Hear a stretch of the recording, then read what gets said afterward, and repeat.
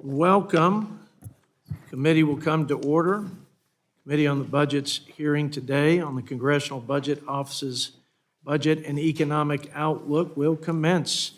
We will hear testimony from Director Swagel of the Congressional Budget Office. Welcome, Dr. Swagel.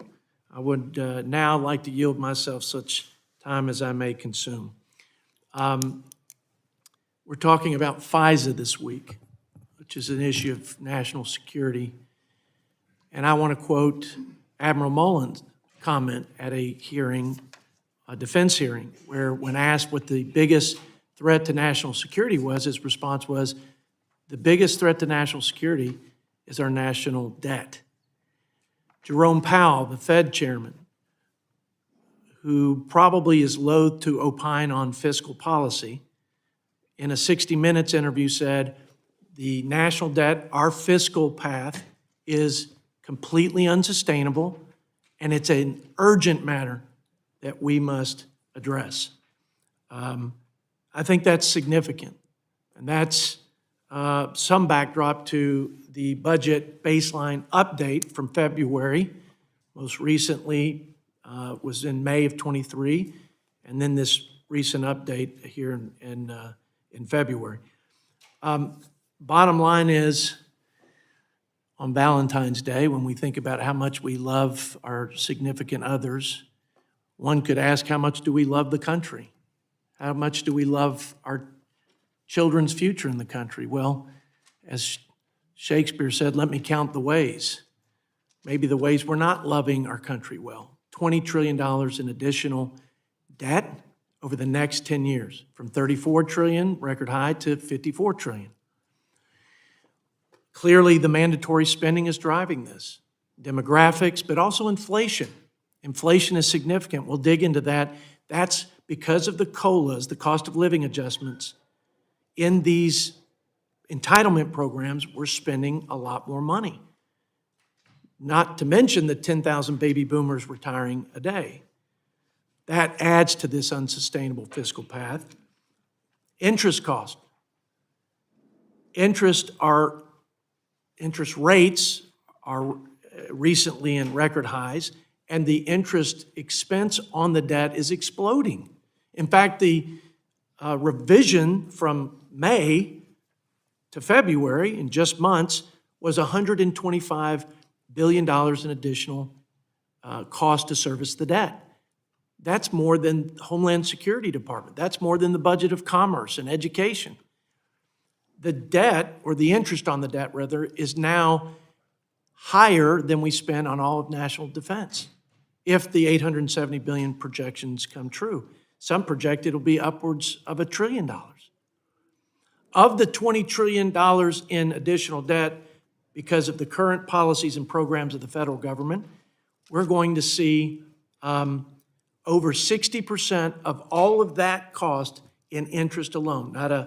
Not anything to address the solvency of our senior safety nets, not anything to help ensure our soldiers and sailors are safe and successful in the most important job to provide a common defense, not a dollar or a dime to infrastructure, just paying China, Japan, and other bondholders of U.S. Treasuries because of our massive deficit spending and debt appetite, which was $1.7 trillion, the annual deficit, last year, which is more than the entire deficit, the discretionary budget that we're fighting over, and often between my own party. So there is great concern, and yet there's a silver lining in your report. I'm anxious to hear more about it, Dr. Swagel.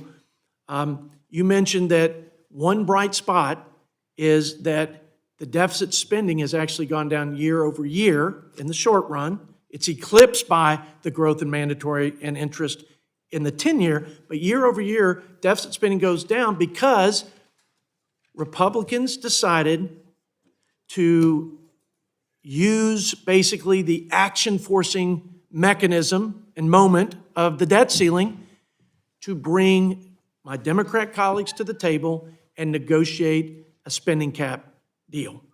That FRA spending cap deal that was bipartisan, that we passed and the president signed into law, will save $1.6 trillion over 10 years. So as Moody's and Fitch mentioned in their report, as they downgraded our credit rating and our outlook, we need to do more FRA deals that reduce spending, but we need to focus on mandatory programs. And by the way, in 10 years, mandatory spending, or that spending which is on autopilot, goes from under 75% of the total budget of the United States to 80% or 79%, almost 80% of the entire budget.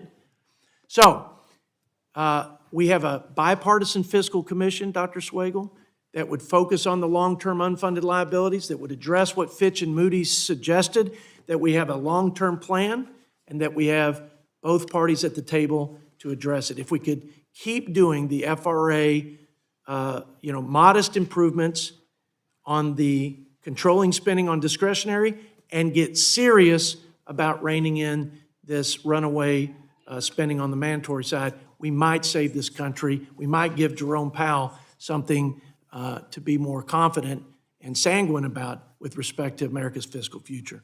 Again, thanks for coming. We appreciate your time and insights. And with that, I yield to my ranking member for as much time as he may consume. Thank you, Mr. Chairman. Welcome back, Dr. Swagel. There is no debate, none whatsoever. America's economy is the strongest in the world and the envy of other developed nations. No economy on earth has recovered more quickly and more strongly than that of the American economy. Here are the facts to back that up. There have been just under 15 million jobs created since President Biden took office. In fact, we may very well hit the 15 million mark next month. That's more jobs created in this presidential term than any other previous term in history. The 3-month average job growth is 289,000 jobs a month.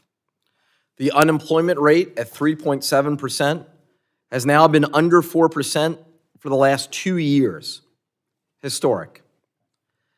This economy now has, to those who spread the false claim that we're just regaining the jobs lost during COVID, consider this fact. The economy today has 5.4 million more jobs than before COVID. In 2023, GDP growth was 2.5% year over year. And on inflation, which has ravaged every single economy on earth as we came back from COVID, inflation here in the United States has fallen from the peak of 9% last summer to now only 3%. And finally, consumer confidence, which was one area that was until recently lagging, consumer confidence has turned around and now hit a 2-year high. None of this was achieved by accident. It happened because when our nation was struggling, Democrats in this administration worked together to take action to rescue our economy, invest in working families, rebuild our infrastructure, and bring manufacturing back to America. So let's make sure as we move forward, we don't do anything that risks these historic economic gains. Now, transitioning, Dr. Swagel, to what we will hear from you in terms of next year's projection and perhaps longer term than next year. We do, of course, in the long term, have our challenges. Every single nation in Western civilization is having to deal with the fact that our population, or I should say the percentage of those who are older, is increasing. And that does put certain fiscal demands on our entitlement programs. But I remind people who sometimes forget, when we say entitlements, these are earned benefits. Social Security, Medicare, these are programs that workers paid into over a lifetime of work. As we are looking to address in the long term the challenges we have with both trust funds, we must do nothing whatsoever that would imperil those programs or push through devastating cuts that are absolutely unwarranted and unjustified. So, Dr. Swagel, I will, many more things I could say on this topic, but I will pause there, and I look forward to hearing from your testimony. Thank you. Thank you, Mr. Chairman. Yield back. Thank you, Mr. Boyle. In the interest of time, and if any other member has an opening statement, I ask you submit it for the record. I'll hold the record open to the end of the day to accommodate those members who may not have prepared written statements. I'd like to recognize Director Swagel now and thank him again for his time, and yield the floor to you for 5 minutes. Great. Thank you, Chairman Arrington, Ranking Member Boyle, and members of the committee. Thank you for inviting me to testify about the budget and economic outlook. I'll talk first about the federal budget and then briefly discuss the economy. In the budget projections we released last week, the deficit grows to $2.6 trillion in 2034. Measured in relation to economic output, deficits during the coming decade are about 50% larger than their historical average over the past 50 years. Net interest costs are a major contributor to the deficit, and their growth is equal to about 3/4 of the increase in the deficit from 2024 to 2034. By the end of that 10-year period, net interest costs are roughly 1.5 times larger than either defense or non-defense discretionary spending. Now, also boosting deficits are two familiar underlying trends: the aging of the population and growth in federal health care costs per beneficiary. Those trends put upward pressure on mandatory spending. Measured in relation to economic output, federal debt held by the public rises from 99% in 2024 to 116% in 2034, surpassing its historical peak. Debt continues to rise, reaching 172% of GDP 30 years out. From 2024 to 2033, the deficit is about 7% smaller than we projected last year, primarily as a result of the Fiscal Responsibility Act of 2023 and the subsequent continuing resolutions. Together, those laws reduce the growth of discretionary spending, including the effects on debt service. Legislative changes in total reduce deficits by $2.6 trillion over the next 10 years. That's all the legislative changes. In our projections, the deficit is also smaller than it was last year because economic output is greater, partly as a result of more people working. The labor force in 2033 is larger by 5.2 million people, mostly because of higher net immigration.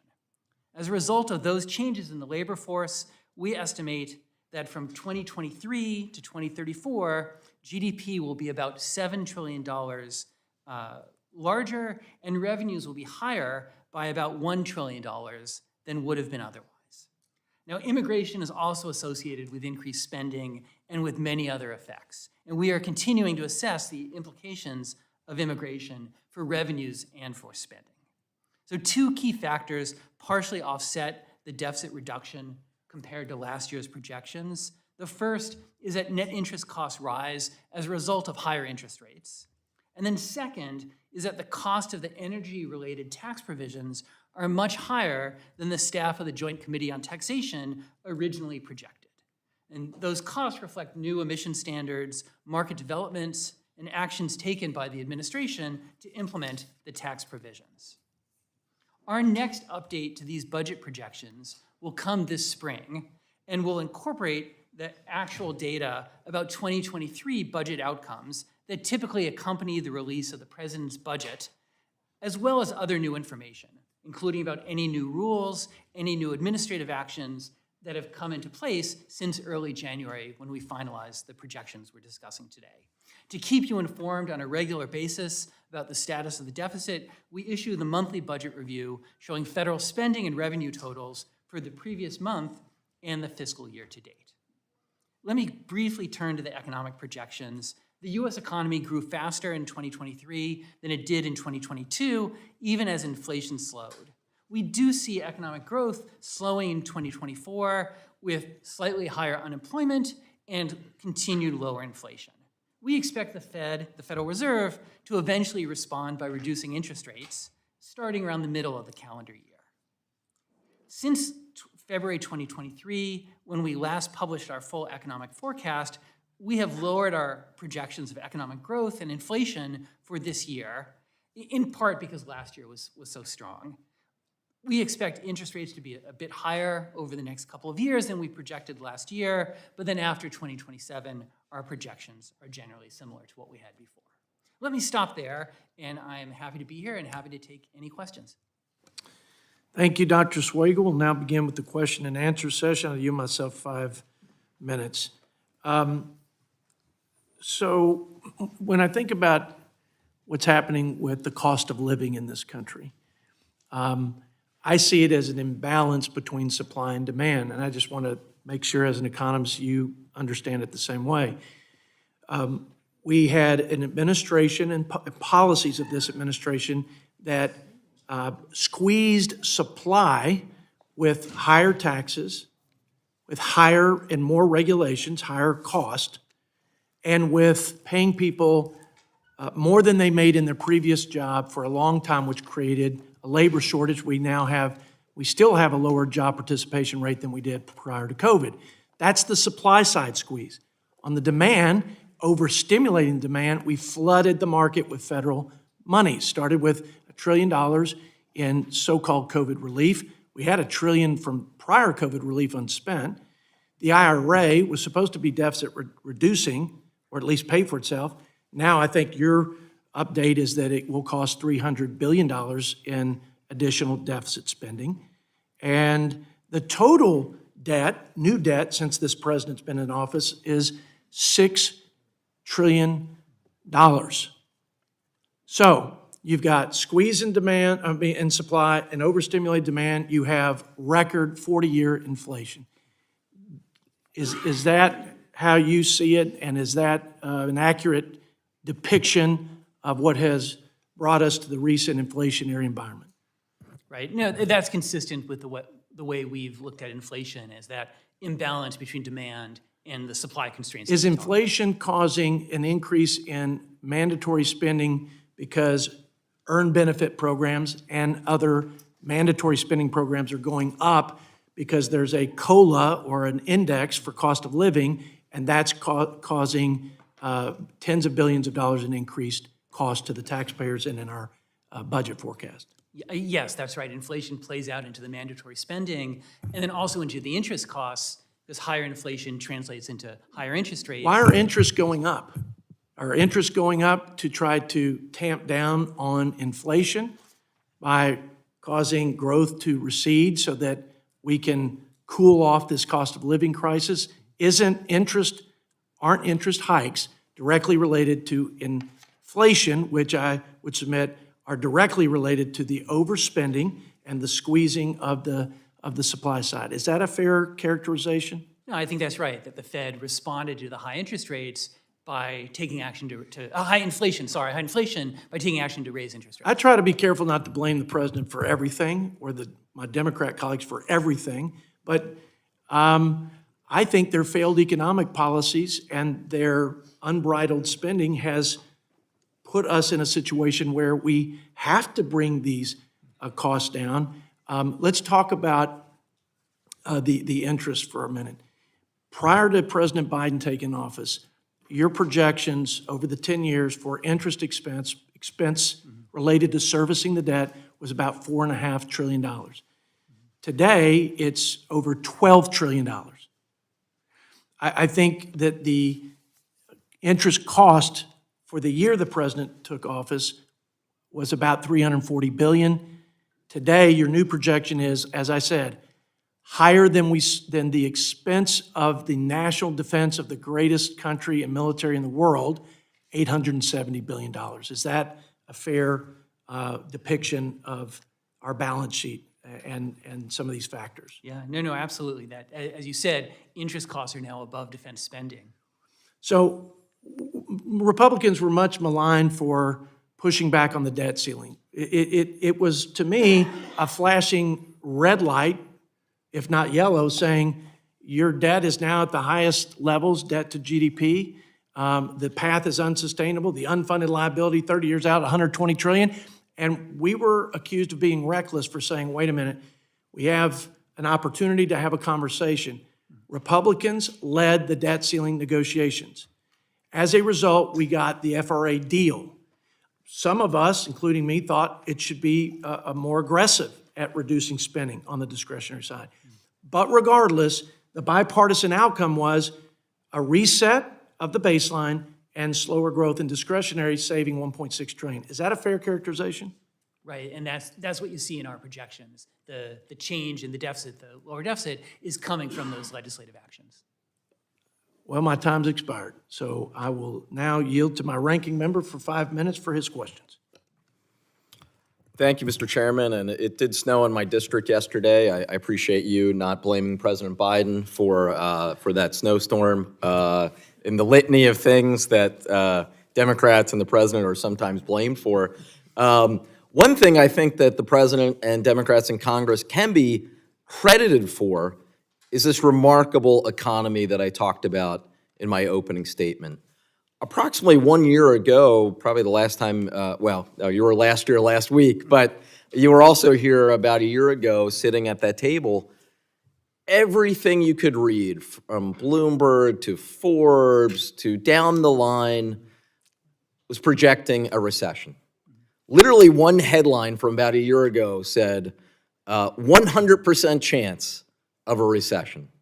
Did we end up having a recession this past year? No, it doesn't look like it. And I would say our economic forecast is consistent with that, with the sort of what people think of as a soft landing. It has been a remarkable economy and economic growth. Is there any projection over the course of the next 12 months that we would drop into a recession? No, we have the economy slowing with the high interest rates, but job growth continuing to be positive. And on the interest rate point, I believe the Fed has foreshadowed 3 interest rate cuts, and the markets are actually pricing in 4. Is that your understanding? That's right, and our forecast has 3 rate cuts this year and then more after that.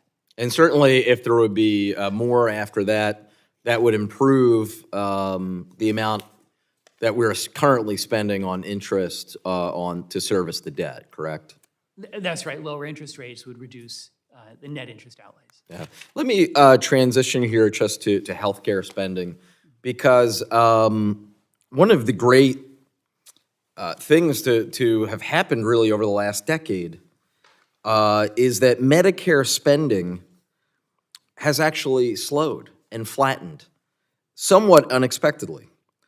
Many experts believe and cite the Affordable Care Act as responsible for these savings. So does CBO's baseline continue to project a slowdown in Medicare spending per person compared to what it would have been otherwise? No, it does, and it's something we've looked at very carefully. The Affordable Care Act reduced some of the payment rates to providers like hospitals, and that reduces the trajectory of Medicare costs. There are other factors. There's better cardiac care. There's some slower price growth for drugs. We're still looking at it carefully to see what are the other factors that lead to slower growth in Medicare. Let me ask you, though, and drill down a little bit then. Do you believe that the ACA's improved access to health care and cost-cutting measures may have contributed to the slowing of Medicare spending per person over the last decade? Yes, it's something we're still looking at, but there is evidence that some of the provisions in the ACA reduce the cost growth in healthcare. That is wonderful news, and certainly the last thing then that we would want to do is eliminate the Affordable Care Act or Obamacare, as some candidates for office, for national office, are proposing to do right now. With that, I will yield back to preserve more time for remaining members. Thank you, Mr. Swagel. I thank my ranking member and now recognize the gentleman from your Keystone State, Mr. Smucker, for 5 minutes. Thank you, Mr. Chairman. Good morning, Director Swagel. Appreciate your leadership at CBO and the work of your team. Obviously, CBO is the organization that all members of Congress look to for an even-handed, fair view of where we stand and what things will look like in the future. And you've done, I think, a good job of fielding questions from different perspectives and providing that accurate look for members of Congress. This forecast is a 10-year forecast, which you're forecasting at the end of this 10 years will be at 116% debt to GDP, which will be a record high. You've also looked in other reports and at various times throughout the year at a longer-term forecast, up to 30 years. Can you explain to us what debt to GDP looks like in those forecasts at the end of a 30-year period? No, thank you. And in the 10-year outlook, at the very back, we have a box that gives a preview of that 30-year report, but it's something that we're working on now and we'll have out in the spring. And the challenge that the high deficits continue out into the future, and therefore debt mounts and goes north of 150% of GDP by the end of that 30-year horizon. Over 150. One of your reports, I think, had up to close to 180%. That's right, it's getting close to that. It's So still it's about about right. Almost 100 getting close to double, which is something that every member of Congress ought to be concerned about, correct? That's right. Can you tell us a little bit, like it's not sustainable, I think you've talked about that. What's a sort of a best case scenario? It's going to be rising interest rates that are going to impact the ability of the government to fund anything. And worst case scenario would be what? No, that's right. Based on what's happened in history. Right, so net interest payments, the rising net interest payments will crowd out other activities, the other choices that you as policymakers have. And the worst case scenario are risks of instability, of financial instability, if global investors doubt the willingness of the United States to pay its debt without giving in to high inflation. And that would be a sovereign debt crisis. That would be a debt crisis or an inflation crisis. Yeah, which would have massive impacts on every American. Do you agree with that? That's right. And in fact, we've seen countries fail in similar situations throughout history. You agree with that? I do. Yeah. So you're the independent voice telling every member of Congress that this is really an existential crisis to the future of the country. Is that correct? No, I think that's fair. And as you said, I would look at other countries that have failed this challenge. Do you think the American people understand what we're faced with? I mean, I'd like to think there's broad awareness that we face a serious problem. The difficulty is finding the way to address it. The purpose, and I'm sorry, I'm doing this quickly, but the purpose of a debt commission, I believe, one of the main purposes is to really explain this to the American people. Do you see value in that? No, I do, explaining the problem and then saying, here are the range of possible solutions. Yes, which is exactly what we're hoping to set out to do with the debt commission. Can you explain just for a second what your projections are? And the ranking member talked about Social Security and Medicare as being programs that have been paid into and so in some sense earned. But what will happen with those programs in less than 10 years if nothing is done? No, that's the challenge, that our projections now have the Social Security Trust Fund exhausted by the end of the budget window, and then benefits for all Americans would be reduced in a sense by more than 20%. So literally in 9 years, people can expect they will not receive their Social Security benefits if Congress does not take some action. That's right. Under current law, there would be not enough resources to pay the promised benefits of Social Security. Yeah, I think it's important for the American people to hear that from you, and I think it's really important that if we are successful in putting together this fiscal commission, that we really go out and explain to the American people that what we really have here is a math problem. It's potentially a political problem as well, but if nothing is done, every single American will be impacted in the short term, within 9 years, every single American who's accessing Social Security, and potentially dramatic income or impact to current Americans, certainly to future generations, if we don't change course. Do you think we still have time to act, or is this something that will be difficult to resolve? The challenge is knowing when that, that period of crisis comes and things could be stable, and then, interest rates spike, inflation spikes, and that's the challenge. Yeah, thank you. I think the gentleman from Pennsylvania, and yield 5 minutes to the gentlelady from Illinois, Ms. Schakowsky, for 5 minutes. Thank you, Mr. Chairman, and thank you, Mr. Swagel, for being here again today with us. To me, one of the key findings from your research is that immigration actually has a really positive effect on our economy. Unfortunately, yesterday, the Secretary Mayorkas was removed, doing nothing to help with the problem of immigrants or the border. But in fact, overall, immigration is a good thing. You found that it looks like that you found that you project that the economy could grow 7 trillion over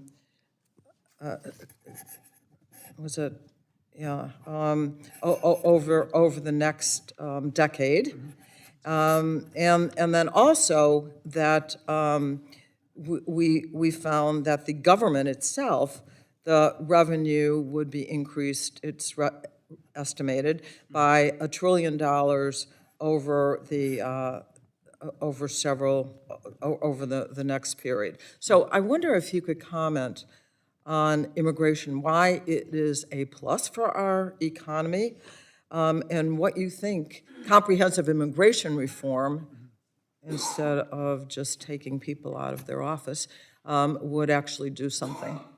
Okay, thank you. And it's a key finding in our report is the role of immigration in the economy and in the budget. And of course, I recognize there are many aspects to immigration, and CBO, of course, will focus on the economic and budget, but I want to start by acknowledging the security and social aspects and many others.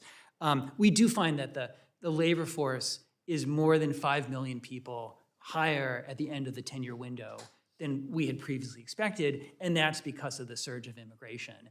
And as you said, that more workers means more output, more income, and that in turn leads to the higher revenue, the $1 trillion figure that you mentioned. So really the answer about immigration is that we need the workers, and we would have more workers if we had more immigrants that were in this country. Is that what you're saying? It's the workers. That's right. And the domestic fertility in the United States, the number of births per woman, has been declining. And there's a sense in which immigration is now offsetting the decline in fertility. Okay. The other issue I wanted to raise is about tax cuts for the wealthiest. You know, we see in your report that what we knew was true, that the Donald Trump's tax cuts actually drove a big hole in the deficit, and that adding to that, which is what the Republicans have said, would be a real problem. So while we've talked about spending, that somehow it's a problem, and then they always raise, the programs for seniors, for Social Security, that these are too heavy. Aren't we concerned about the issue of creating more deficit because of giving more tax cuts to the wealthy?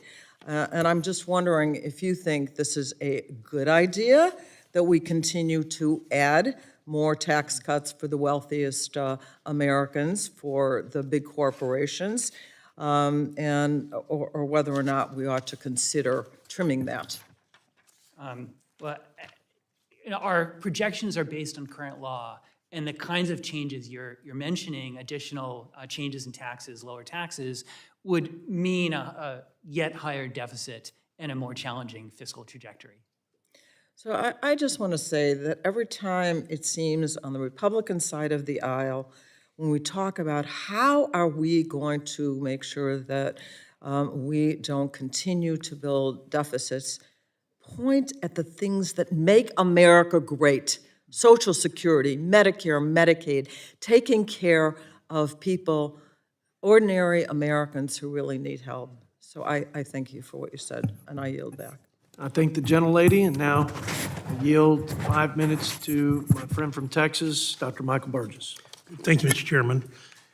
And I do want to associate myself with the chairman's remarks early on about the linkage between the vast increase in federal spending and the occurrence of inflation, which then subsequently impacted the inflation rate that has now come back to visit us in the form of higher interest rates on the national debt, to the point that interest on the national debt for the first time in history will eclipse spending on national defense. I think it's a very important point that people should not overlook. I mean, this was an intentional act that caused this. The other thing that I feel obligated to point out is that the people who were supposed to be watching this sort of stuff, that is the president of the Fed, that is the Secretary of the Treasury, absolutely missed inflation when it was occurring by almost a year. And had they reacted sooner with some interest rate increases, it would not have been necessary to drive the interest rates up through the roof the way they did, and subsequently now we're left with the situation that we're in. Now, you told me, I think it was May of 2001, when we first had an opportunity to meet, that you did not appreciate how strong the economy was going into and coming out of the coronavirus pandemic, that the economy was actually really hitting on all cylinders, and it continued to do that even in spite of some of the arbitrary shutdowns that occurred during coronavirus. Do I remember that correctly? You do.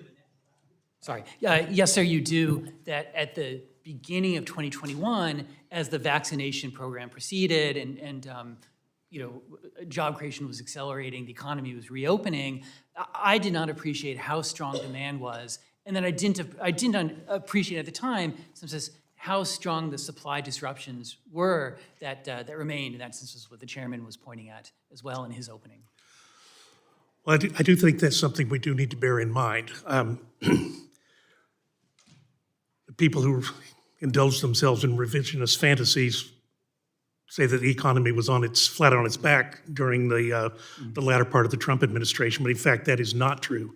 It was a strong economy, and it emerged from coronavirus strong because it went into it strong.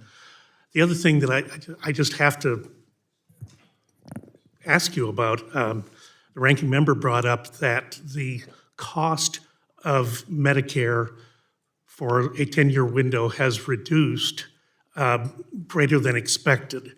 And of course, he attributes it to the Affordable Care Act. What is that time window that we're talking about? From when to when is that period of time where Medicare spending has been lower than what you expected? Okay, yeah, so it's since 2010, we have had a lower growth rate of Medicare than the CBO had expected. And in our projections now, we have Medicare growth a bit higher than that, but still lower than it was in the preceding decade, before 2010. Well, just as an observation, of course, the Affordable Care Act was passed in 2010, but the implementation was several years subsequent to that. One of the things that happened prior to 2010 was Part D benefits that allowed seniors to have access to lower-cost generic medications like statins, like ACE inhibitors that lower blood pressure. Mm-hmm. And the effect that these medicines had over that longer period of time, I would submit, is probably a greater effect than the Affordable Care Act, because we all remember one of the criticisms of the Affordable Care Act was that it was 10 years of taxes for 6 years of benefits. And indeed, the benefits, if such as they were, the Affordable Care Act did not kick in until later in that time window that you're describing. Let me ask you this. overall, has the Affordable Care Act increased or decreased the cost of health care in this country? As an overall, oh boy, I apologize. I don't have a single answer for that. There's so many impacts and so much has changed that I was going to say, and among the other impacts, are one that you highlighted is improvements in cardiac care, which reduce the growth of healthcare spending overall. Maybe some of that was from the aspects of the Affordable Care Act, the ACOs, the Accountable Care Organizations, but we we know the cardiac care improvements mattered. We're not sure exactly what it was that led those to take. Correct. Was it the availability of medicines at a lower cost, which is Part D, or the evolution of ACOs, which, again, I don't think they've paid off on the promise that was suggested to us when the chairman of CMS told us what he was doing with that. Look, there's never enough time. I've got a ton more questions, and I'm going to submit those in writing. And I appreciate also you working on the concept of what has the Affordable Care Act cost us over the time. I mean, it's been over 10 years since its implementation. You had 10-year projections. Go back and look at what you projected and what actually happened. I think that would be an interesting case study in economics, if nothing else. So thank you very much for being here, and I'll yield back. I thank the gentleman from Texas, and now yield 5 minutes to the gentleman from Virginia, Mr. Scott. Thank you, Mr. Chairman. Dr. Swagel, we've heard a lot about inflation. How is inflation in the United States compared to inflation in other countries? Well, inflation has come down a lot in the United States. Our growth is stronger than most of the rest of the world. I don't know offhand inflation in the U.S. versus other countries, so I apologize. Okay, and interest, you mentioned interest on the Social Security program. Doesn't the trust fund make money on higher interests? It does, that higher interest, the U.S. government both pays more and makes more with higher interest rates. Okay, and your study of the ACA and Medicare, are you looking, in your study, are you looking at the question of whether or not people delayed treatment, uninsured people at 64, wait till they qualify for Medicare at 65 and get the treatment then, making it a Medicare expense rather than an ACA expense, and the fact that that treatment is probably more expensive than if they had gotten it under the ACA at an earlier stage? No, that's right. It's something we've looked at in the context you mentioned about expansions of the ACA. We've looked at it in the context of expansions of Medicare as well, that would people in some sense have better health with more access to health insurance. And you talked about Social Security being unable to pay promised benefits at the end of 10 years if we don't do something. That's right. Now, how do, quote, pay promised benefits, how do the promised benefits 10 years from now compare to what people are getting today?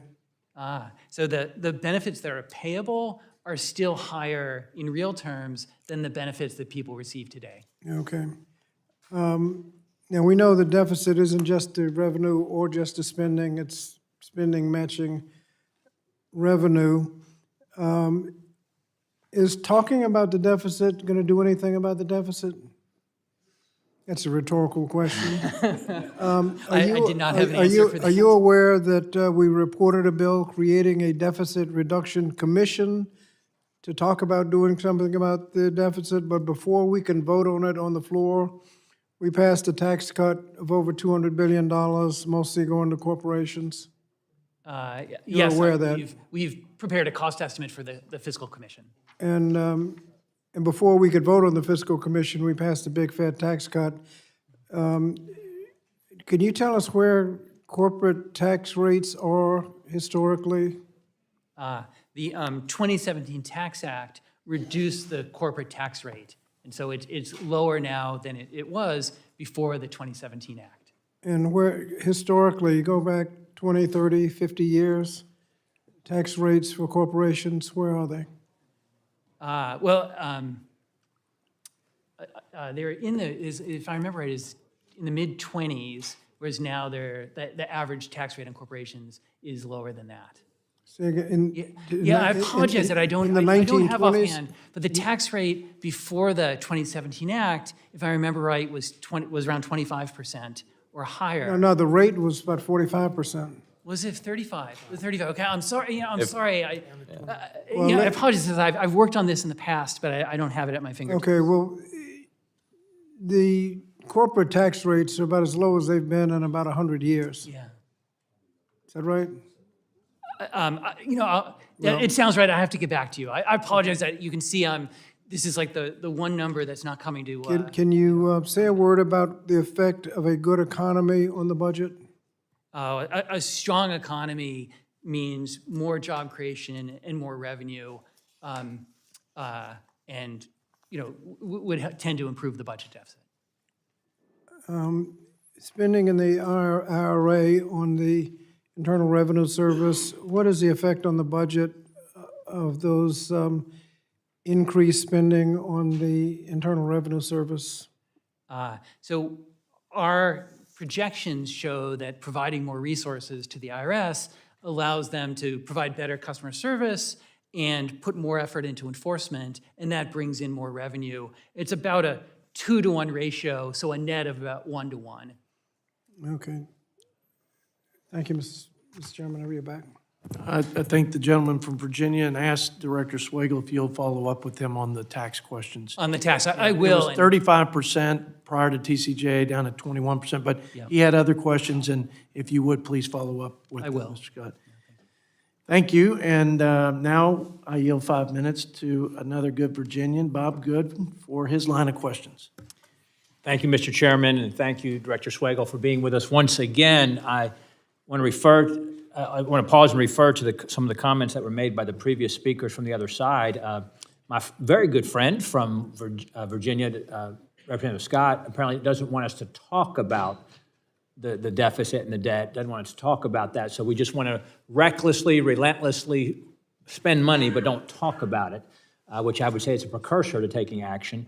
Secondly, the previous speaker from the other side said that what makes America great is how much money we spend on government programs. I'm thankful to hear that she wants to make America great again, but I don't think that's through growing government programs, which further exacerbate our debt situation and why we're here today.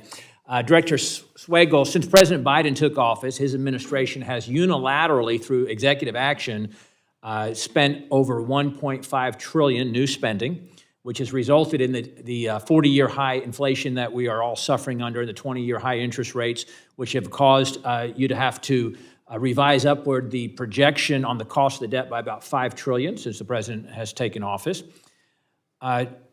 With respect to that executive action, the number of final rules published each year by this government is generally in the range of 3,000 to 4,500. According to the Office of Federal Register. So that's executive action, rules passed by the departments, the agencies, the bureaucrats who are unelected and unaccountable to the American people. In 2022, for each bill that Congress passed, the agencies issued 23 new regulations. In 2021, federal agencies finalized over 280 new regulations, and the final cost of those was over $200 billion. The average, it hits the private sector too. The average U.S. company pays about $10,000 per employee for the cost to comply with federal government regulations. Manufacturing companies pay double that, about $20,000 per employee, while small manufacturers, those with fewer than 50 employees, the regulatory cost from the federal government costs them about $35,000 per employee. This is from the National Association of Manufacturers. So Director Swagel, how much focus does the CBO place on the cost of proposed rules or final rules when creating the CBO baseline? No, thank you. So we do look at both proposed rules and final rules and how they show up in the baseline. And as you said at the beginning, some of those rules have substantial budgetary costs. And so, for example, the baseline has changes in student loans, and as another example, a proposed rule from the EPA on tailpipe emissions that has a very large fiscal impact. So President Biden's original proposed student loan transfer scheme was estimated to cost about $400 billion. That's right. In the pipeline now, with what he's trying to do as he tries to continue to subvert the will of Congress and, frankly, the ruling of the Supreme Court, how much has he got in the pipeline now with the costs projected from the student loan transfers that he's trying to do now? Is he trying to transfer that debt to taxpayers who didn't incur it? That's right. So after his debt cancellation was undone by the Supreme Court, the administration... Pardon me, not debt cancellation. That debt was Debt paid forgiveness. by somebody. Not forgiveness, transfer. Transfer. Transferring I see it where to you're going. whom? Who was that debt being transferred to? Well, it's to... Where was it going? Future generations. Thank you. That's Other where the people. deficit Other goes. people who didn't incur it. But go ahead. I'm No, sorry. I That's understand. important to clarify. Okay, I appreciate that. And he put in place the SAVE rule, so it's an income-driven repayment, And we've evaluated the fiscal impact of undoing that regulation, and that's, that's more than $100 billion. Yeah, I think 125-ish was what we talked about in our education committee visit that we had recently. Would you say that implementing a regulatory budget would allow you to better project future costs by having a better sense of all the federal spending? Would a regulatory budget help?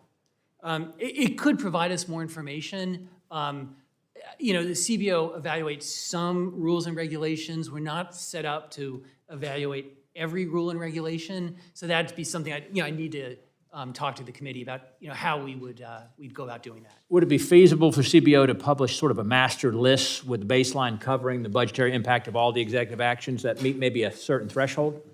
It's feasible in principle. It's probably not with our current staff and our, the current size of the agency. The practice is harder than the principle, I understand. Well, I do have a bill, the Article 1 Regulatory Budget Act, which would require a regulatory budget detailing the regulatory costs similar to the annual budget for taxes and for government spending, and certainly would like to see that come to fruition, that bill. But thank you, Mr. Chairman. I yield back. I thank the gentleman from Virginia, and I appreciate your mentioning of the regulatory budget. I hope we can debate your bill here, maybe even mark it up, and thank you for your leadership on that. Now, we yield 5 minutes to my friend from Texas, Mr. Lloyd Doggett. Thank you, Mr. Chairman, and thank you, Director. I appreciate very much the commitment of CBO to accuracy and transparency and to defending your estimates and your work despite some very serious partisan challenges this year. Mr. Scott just referred to one of them, but we had comments suggesting how in the world can it be that if you cut spending for the IRS that you actually increase the deficit. In fact, the first piece of legislation out this year, I believe the estimate was $114 billion added to the deficit by the first bill that the Republicans passed. Can you just explain in short, how can it be that cutting spending, which they want to do for the IRS and they keep coming back to it to protect tax cheats, how can that result in more deficit? Oh, okay, yes, sir. And so we look at the uses to which the IRS would put those additional resources. Customer service helps people, in some sense, understand their obligations and pay them. And enforcement helps the IRS go after people who don't meet their obligations. And those have a return. And that's the analysis we do in coming up with the 2-to-1 ratio that I mentioned to Mr. Scott. Thank you very much. And of course, we have people on this committee all the time that are saying, oh, with reference to the budget deficit and the national debt, we don't have a revenue problem, we just have a spending problem. And therefore, they have proposed to, for example, zero out the work-study program that allows many students to work and study at the same time. Zero out family planning. And of course, this week, the biggest zero that they offer us, thanks to the Putin wing of the Republican Party, is to zero out any assistance for Ukraine to fight Putin. Let me ask you a broader question. If we just zeroed out all discretionary spending that we have, everything for NASA, for Border Patrol, for national parks, would that be enough to bring our budget into complete balance? No, it's one of the challenges we face is that in just a few years, by 2031, the deficit will be larger than all of our discretionary spending. And as far as the tax cuts are concerned, I believe joint tax actually provides most of the estimates on what a tax cut would cost. But in your report, have you considered what the effect would be of permanently extending the expiring individual Trump tax cuts? No, that's right. That JCT provides the initial estimates. We then look at subsequent efforts. The last time we evaluated extension of the 2017 Act was last year. It was about a $300 billion cost per year. That's in the second half of the window after the provisions expire. And is that just for the individual tax cuts, or does it cover all the corporate giveaways? That would be for the entirety of the About expiring provisions. $300 billion, and this is something... A year. Yeah, a year. And this is something that comes up next year if, as some legislation's already been introduced by Republicans, if we extend those provisions, $300 billion a year is the estimate of how much it will add to our debt. That's right. That was our estimate last year, and we'll provide more information. When it comes to tax expenditures, they are pretty big spenders. And as far as the revenues and the spending are concerned, while there were some initial revenue increases from the Trump tax giveaways, isn't it correct that last year revenues really crashed down to earth, and there was about, as the data I've seen, is about $450 billion less than we collected in 2022 last year was collected?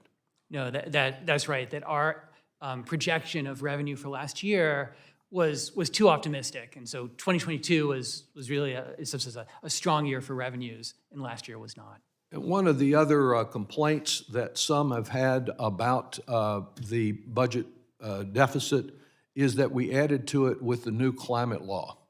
And that in fact, the estimates of the cost of that climate law have been very low. I think there was one report out this past week from Rhodium Group that they might be as much as twice as much. Some of the people that would defend subsidies to the oil and gas industry, to the coal industry, to their death, are those who are complaining the loudest about the fact that we use tax credits to encourage people to go green, to reduce the greenhouse gas emissions. Does there appear to be a significant increase in the cost of these provisions? Yes, that working with JCT, we project an increase in the cost. And as you say, that's more uptake. There's more credits for electric vehicles, for wind and solar, and that will add to the cost of the In short, it seems to be working even better than we thought in engaging Americans in startup businesses as individual families in trying to do something about the climate crisis. Thank you so much. Thank the gentleman from Texas, and now yield to the pride of West Point, Georgia, for 5 minutes, Drew Ferguson. Thank you, Mr. Chairman. First of all, I'd like to enter into the record without objection a letter from R Street that looks at the Budget Committee's concerns about fiscal unsustainable outlook for the country. Without objection, so ordered. Thank you. Director Swagel, thank you again for being here. As I've said before, I believe that you are an honest broker and someone who is incredibly bright, but I think you have an incredibly bad set of rules that you have to operate by. Let me go ahead and just touch on something here. When we were freshmen in 2017, the chairman and my colleague from Pennsylvania and Michigan here, CBO told us that the spending for a 10-year window in 2017 was going to be about $52 trillion, okay? Well, guess what? We're at about $82 trillion now, and I'm happy to give you all these numbers, but we got them from you. The revenue difference was in 2017 over the 10-year window was expected to be $43 trillion, and now it's at $62 trillion. And the deficits were going to be at $9.4 trillion. Now they're at $20 trillion. We consistently miss the mark on the accuracy, and this is true for both sides, okay? And it is really hard for both Republicans and Democrats to go argue their points with a sense of confidence when year in and year out CBO gets it wrong. And I think it has a lot to do with the rules that you have to operate by. Current law, you're not able to predict the changes in the economy that are going to be coming. But, look, we're off by several $100 billion on the IRA. You were off by several $100 billion on revenue from the Tax Cuts and Jobs Act. And really the only thing that you do is you give the competing sides fuel for their arguments, okay, that happen to be wrong in many cases. So how do the numbers that you're putting out in this baseline today, and we're looking at 10-year windows, how are we supposed to trust that in year 4, year 6, year 8, and year 10, they're going to be anywhere close to accurate? No, it's an important point that we've... Damn right it is. I mean, when you get it wrong by hundreds of billions of dollars over the long haul, I mean, how are we supposed to trust the numbers that you give us that in 10 years, the decisions that we're making are going to be accurate? Forget whether or not the policy is right or wrong, or, if you believe in one thing or another, whether it's green energy or healthcare, wherever you believe that. How should we and the American people trust that when you give us a 10-year number, it's going to be anywhere close, given the abysmal track record of CBO over the last decade? Okay. I can tell you, I am very confident that the fiscal trajectory is unsustainable. And so if there, under current law, and that, and so that's one of the key messages of our budget projections. Okay. Well, I think that's something that we can all look at the numbers and agree on right now. Mr. Chairman, I think that we need to really focus on reforming the budgetary process, making sure that the experts that we rely on have the tools where they can make more accurate predictions. I think that is wildly important. We can have debt commissions, we can talk about entitlement spending, but if all we're going to do is take a CBO static score and we're going to use that for the basis of a political argument and a policy debate, we are, as I said to you the other day when you were here, simply shooting rubber bands at the moon. We will aim at the target and fail to hit it every single time. Would you agree that reforming your process to include dynamic scoring or some variation of that could be, and modifications along the way, would that be helpful in making better predictions out into the future? No, I agree. We do some of it. I want to do more of it. As the economy changes, what does it mean for the budget? What do you need in order to make that happen? You say you do some of it, but you're trying to do more of it. To me, trying is simply failing slowly. What do you need to be successful in that effort? So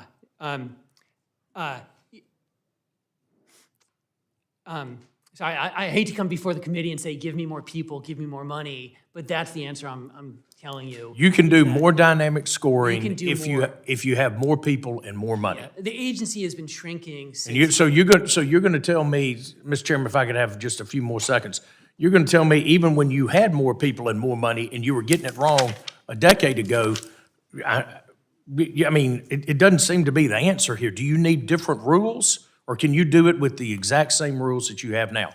Are you thinking about technology? Are you using AI?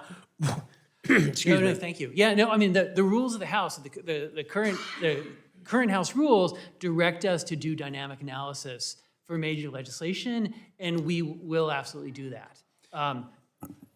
The gentleman's time's expired. Thank you, Mr. Chairman. Appreciate the line of questions on the budget process that will make us act more responsibly and you all provide more timely and accurate data. That's something I hope we're all committed to, and I appreciate, but I also had a thought, if trying is slowly, failing slowly, I wonder what that means for Congress, we often don't try at all. Mr. Chairman, I surmise that based off of the last few years, we're not failing slowly, we're failing pretty damn fast. On that note, Ms. Ballant from Vermont, I yield 5 minutes for your line of questioning. Thank you, Mr. Chair. Dr. Swagel, thank you so much for coming this morning. The CBO's budget and economic outlook for 2024 to 2034 indicates that the economic growth achieved during the Biden administration will remain steady, inflation will continue to fall, and job growth will continue.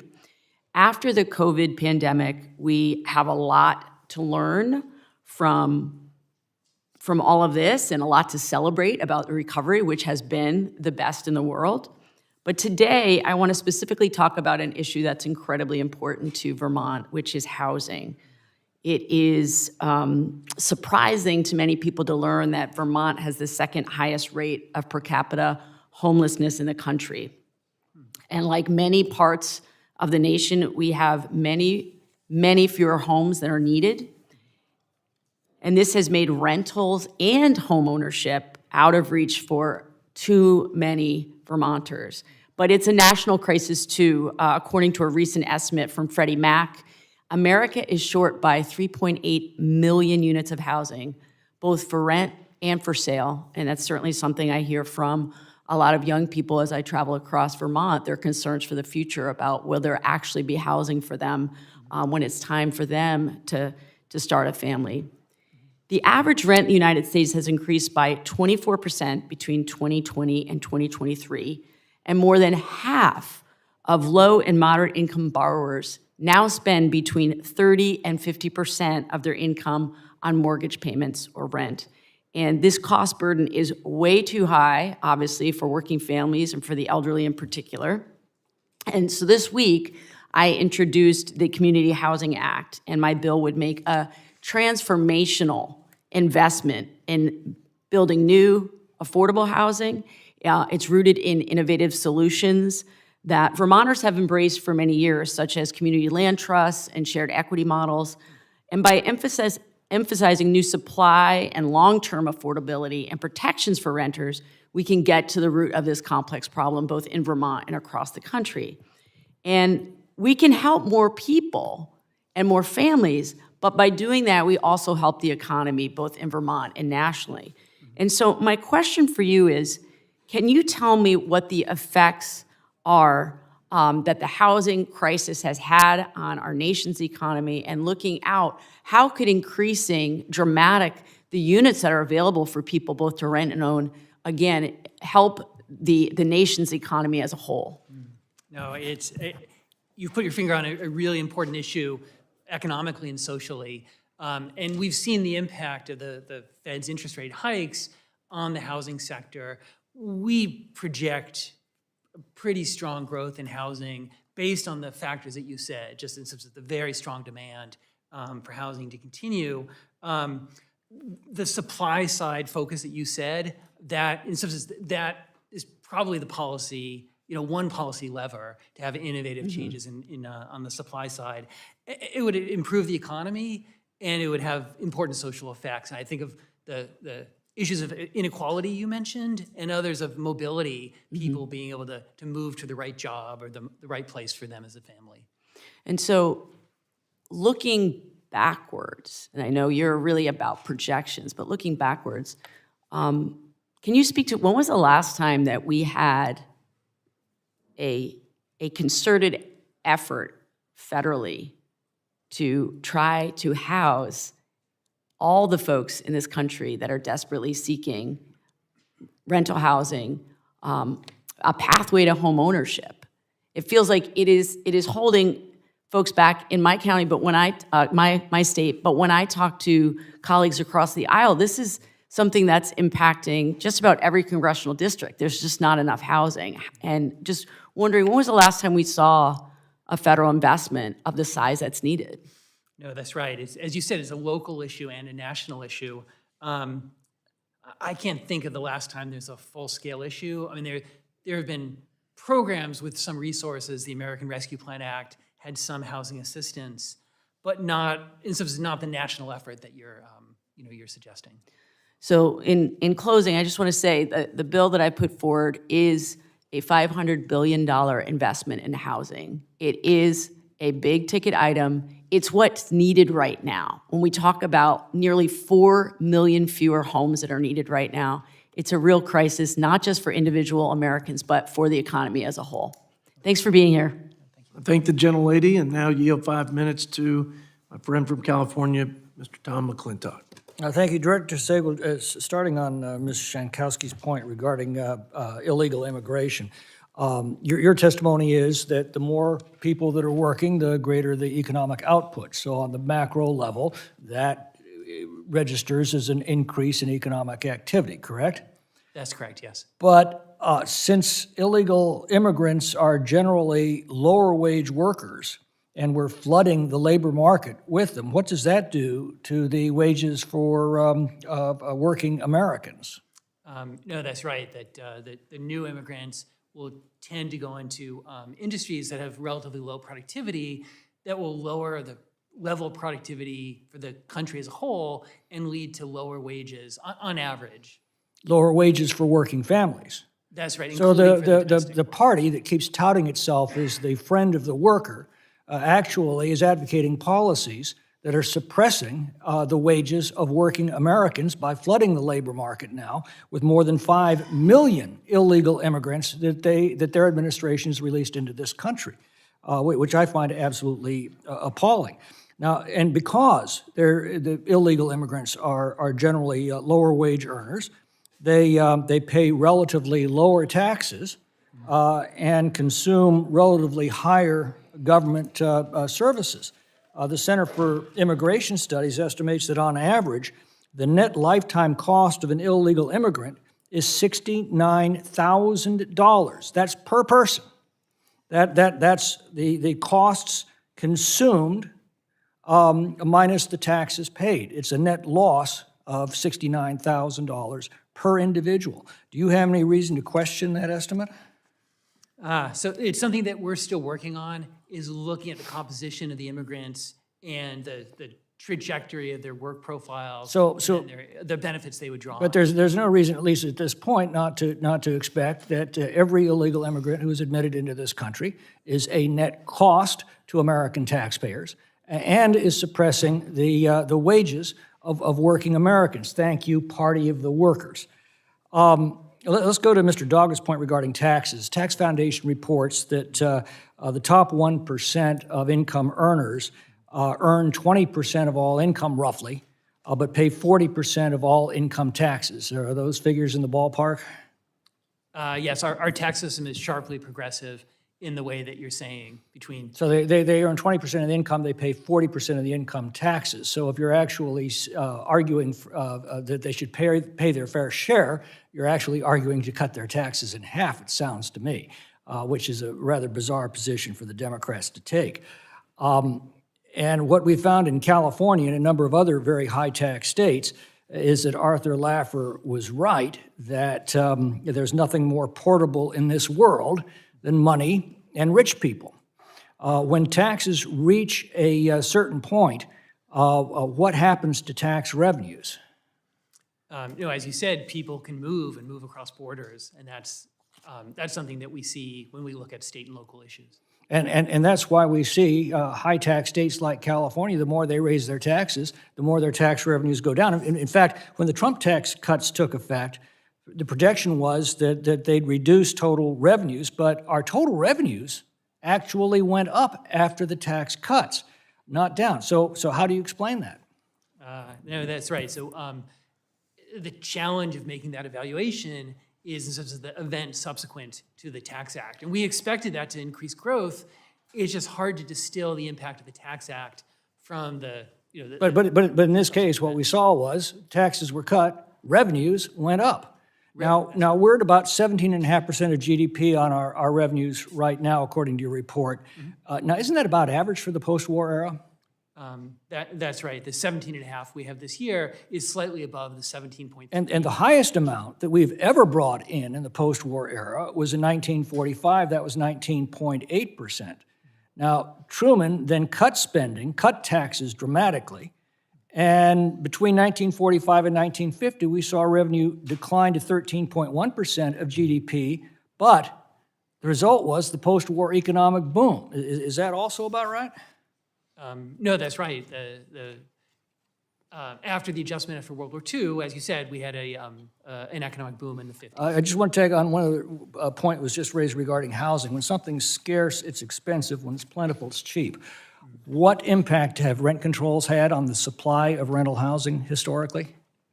Generally, that kind of policy would tend to reduce the construction of new housing and supply. And therefore force up prices, not to mention 100,000 per home mandates, as we're seeing in California, zoning restrictions that constrict the supply of housing, and delays of years and years that add enormously to the holding costs for developers. So all of those are self-inflicted wounds by government, are they not? No, that's right. And these are state and local issues generally, and the zoning that you pointed to is a key issue in the supply of housing. I thank the gentleman from California for his questions, and now yield 5 minutes to our friend from Kansas, Ron Estes. Well, thank you, Mr. Chairman, and thank you, Director Swagel, for being here today. The updated CBO baseline confirms some things that we've known for a while. We're at an economic and fiscal tipping point in this country. You know, every second we borrow another $90,000. So in the amount of time it took me to say $90,000, we borrowed another $90,000 and created this $34 trillion debt that's actually increasing at about $2.6 trillion if you look at the last year in terms of the amount of money that's been borrowed. And projections are that our deficit and our additional borrowing will increase by over 5% of GDP over the next several years. I'm going to vary off of what's on my prepared remarks, partly because of some comments that were made earlier, but partly just because to reflect on what's really going on. yesterday, the Consumer Price Index, CPI, was reported for the month of January and went up. And the year-to-year went up. The month-to-month went up, above projections and above previous months. And in fact, one of the things that was noted earlier today was that the actual interest costs on our debt went up an additional $9 billion yesterday, just because interest rates went up because investors demand more money when inflation goes higher. And inflation's continuing to increase prices. You know, the amount of government spending over the last 3 years, when the Democrats are mostly in control, this splurge has resulted in actually now prices are 17.9% higher than what they were 3 years ago in January of 2021. And actually it has a drastic impact on the viability of us, our net debt, our net interest costs, as well as the overall concern about what we can afford. The chairman mentioned earlier about defense, and the interest costs are going to be higher than what we're spending on defense, and as well as health and human services and agriculture and environment and everything else that we spend money on. So we've got to make some serious changes. You mentioned earlier that the Fiscal Responsibility Act helped bend the curve on some of that. Some of the other things have been talked about earlier is that, discretionary spending, the piece that we get to vote on every year, is less than 30% now of our actual spending versus the mandatory spending program. So we've got to do some work. The Tax Relief for American Families and Workers Act that passed last week was a good bill to be helpful in terms of promoting economic growth to help keep our tax revenue coming in. If we implement some of the policies to boost the economy and revenues, will we still have to cut spending in order to improve our nation's fiscal health? Yes, sir. I mean, even with the strong economy and the policies that the strong economy you have in mind, we still need to take action to adjust our fiscal trajectory. And I mentioned automatic spending, but as much as we're spending now on interest, which has fallen into that automatic spending category, can you share how much of a percentage of our budget is spent on interest and how that's going to change over the next few decades, and what's the impact? So that's a key challenge, is that what we spend on net interest now is roughly equal to either defense or non-defense discretionary spending, a little bit below one, a little bit above other. Over the next 10 years, those interest payments are rising by so much that they're like 1.5 times the either defense or non-defense. And that is just an illustration of the point that you're making, that interest payments will just crowd out everything else in the budget.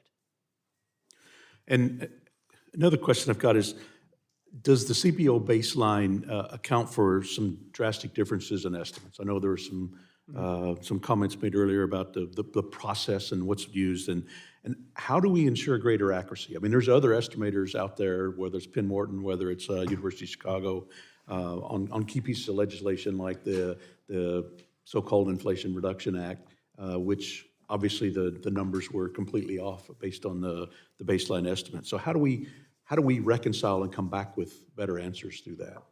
So we do our best to be in some sense in the middle of the range of possible outcomes, and we know there's uncertainty about all of our outcomes. We consult with outside experts, our panel of advisors. Ultimately, it's on us to, as you say, go back and look at what we've done, where we've got it wrong, and if there's a way for us to improve our process. Well, I know you mentioned people and money, but I mean, there may be some of those other models to look at, to incorporate, to utilize as well. So, Mr. Chairman, I'm out of time. I'll yield back. I thank the gentleman from Kansas and yield 5 minutes to our friend from the Hoosier State, Mr. Rudy Yakum. Thank you, Mr. Chairman, for holding this hearing today, and thank you to Director Swagel for being here to testify on CBO's baseline projections. As we've previously discussed, the CBO plays a critical and vital role in providing Congress with objective and nonpartisan data to help us as legislators make the most informed decisions possible. CBO's baseline is important to understanding our nation's current economic and fiscal state, as well as helping this committee put together our annual budget resolution. This year's baseline does show some concerning figures about the fiscal state of our nation. Our nation currently sits at $34.2 trillion of debt, or 122% of GDP. And over the next decade, the CBO projects this figure to grow to $54.4 trillion, or 130% of our GDP. Additionally, this year's baseline shows multiple government trust funds going insolvent over the next decade. For example, the CBO projects that the Old Age and Survivors Insurance Trust Fund, which funds the majority of Social Security, will become insolvent by 2033, which would result in an automatic 25% cut for Social Security recipients.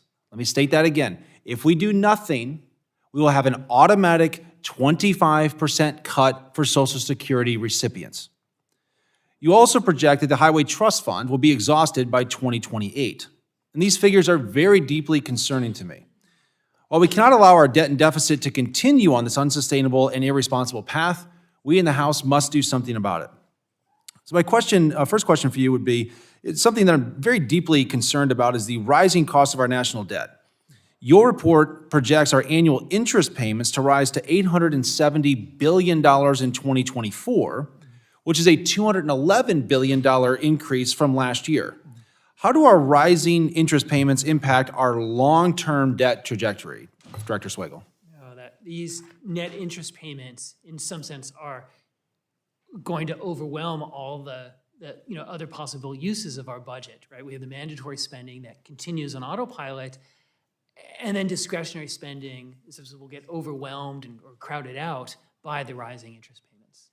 And so what are some of the fiscal and or particularly the economic implications? If you could just go there, talk about the economic implications tied to our growing interest payments. Right, and that's to me, that's the real long-term concern, is that the rising interest payments, the rising deficits and debt will feed back into yet higher interest rates and have other negative economic consequences: lower investment, lower job creation, lower growth, excuse me, less ability for us to face up to our economic and other challenges. Yeah, in this, to that point, in this House, and obviously we need to restore fiscal responsibility. We talk a lot and almost exclusively in the House about the need to cut discretionary spending. In your estimates, I mean, the numbers are very plain and very simple.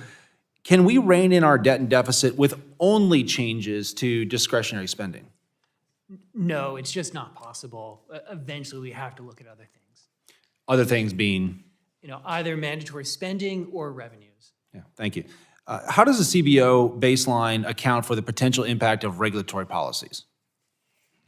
We do in part. So we do our best to look at the regulatory policies that have been enacted, incorporated or put in place by the administration or proposed, and look at what's the economic impact and the fiscal impact. We're not able to detail each and every regulation, but we get some of the major ones. And can you talk about how the regulatory costs under this administration, under the Biden administration, how it compares to the last administration? Has it increased, has the Biden administration's regulatory actions that they've taken increased or decreased the fiscal outlook, or I should say maybe the total projected debt over the next decade? It's a really good question. I can't compare against the last administration. I just don't have that off the top of my head. I'm not sure we've even done that, but some of the major regulations show up in our budgetary projections, and the EPA and student loans and others. And then briefly, last spring, we passed the Fiscal Responsibility Act, or the FRA, which imposed caps on discretionary spending for fiscal years 24 and 25. How did those spending caps impact our overall federal deficit, projected deficit over the next 10 years? Yeah, so those caps and then the CRs that put them into practice were the largest impact in reducing our deficit trajectory. And that in total, that was about $2.6 trillion over 10 years. All right. Thank you. And Mr. Chairman, I yield back. I thank the gentleman from Indiana. We have 10 members, all on the Republican side, so we're just going to continue to roll through this. But I appreciate my Republican colleagues being here for this important conversation. So, Mr. Moore from Utah, 5 minutes. Thank you, Chairman. Director, thank you for being here. Look, the CBO's updated baseline shows that House Republicans, and in order to do this, we had to win the majority back, and we did that. And we've taken that opportunity and been effective at forcing the Biden administration to agree to lower federal spending. Unprecedented levels from 21 and to the 2021 and 2022, winning back that majority, we were able to put a clamp on that. That's a positive. CBO is now projecting that the federal government will spend nearly 10% less on discretionary spending over the next decade, largely due to the Fiscal Responsibility Act that was passed last summer. That's significant, and that's a significant conservative win that we were able to lower that and trim that out of the budget for the next little while. But while it's a great step, the updated baseline also demonstrates that we have a lot more work to do. Within the next 10 years, nearly 80% of federal spending will be on mandatory spending, and our annual appropriations process will only consider a shortening and a lessening 20% of what our federal government spends each year. My legislation, the Comprehensive Congressional Budget Act, which I introduced with my colleague from Washington State, Congresswoman Marie Gluesenkamp-Perez, would reform our budget process to better empower members to make reforms to revenues, direct and discretionary spending each year. Instead of just ignoring $4.5 trillion of our $6 trillion budget, it would actually incorporate the entirety of it. It would do kind of like what states do and why states are able to keep their spending in a responsible trajectory, unlike us at the federal government. Dr. Swagel, a couple quick questions. This year, spending on interest costs that service the national debt will exceed the federal government's spending on Medicare and our national defense. By the end of the 10-year window, CBO projects our country will spend nearly $2 trillion annually on interest costs. What are the long-term implications of the U.S. growing interest cost? No, it's a budgetary challenge and an economic challenge that rising interest costs will crowd out other possible uses of government resources and then also pose a risk to our economic stability, our financial stability, to high interest rates, to job creation, to economic growth. Every constituent that comes into my office and they've got a program they care about and it matters and they show the data, how it's been effective, and I put a graph on there to talk to them about the interest costs and what it's doing to crowd out the things that we need to be able to address. Highest inflation we've had in 4 decades following inflationary policies. I look at the American Rescue Plan as a very, very rapid bill that happened really quick without much concern for what it would do to the inflationary pressure in the U.S. And of course the IRA, which is much more expensive than was projected. When President Biden took office, the projected yield on 10-year treasuries was 2.5% over the next decade. The updated baseline now, that number is 4.1%. This affects not only how much the federal government spends to service the national debt, but it also ripples throughout the economy. Can you speak to how increasing interest rates affect the economy writ large, particularly families and job creators? Yes, I can. And you put your finger on it. Families, higher interest rates make it more expensive for families to spend, to do the things they want to do, and higher interest rates affect businesses that are looking to invest and create jobs. And both of those affect the economy and therefore the federal budget. Yeah, and the inflationary pressure in the nation right now, like with Republicans winning back the majority, we were able to put a clamp on trillions and trillions of dollars that President Biden he enacted and was continuing to push. And that simply controls our monetary policy. And our monetary policy now more under control than it has been in the last couple of years. We're seeing inflation slow down. Prices are unfortunately here to stay because of what we went through those couple of years. But we are doing our part to put a clamp on that. Last question. The CBO's recent baseline suggests that Medicare Hospital Insurance Trust Fund will be solvent throughout the 10-year budget window. In the Medicare trustees' most recent report last March, they project the HI trust will become insolvent in 2031, resulting in an automatic across-the-board cut for seniors. What factors account for the difference between CBO and the trustees' estimate? They're different. CBO, it's solvent through the 10-year cycle, but the trustees has it at 2031. What factors are different? Why can't we get a consistent number here? Okay, no, it's an important question. We have somewhat different modeling approaches, but we also have different economic projections. Ours is more recent, so we probably have more of the higher inflation, which is a negative for families, but means more more tax revenue coming into Medicare because we tax a nominal base, and so I suspect that's part of it. Is that we have a slightly better revenue path than they do, maybe a better lower spending path.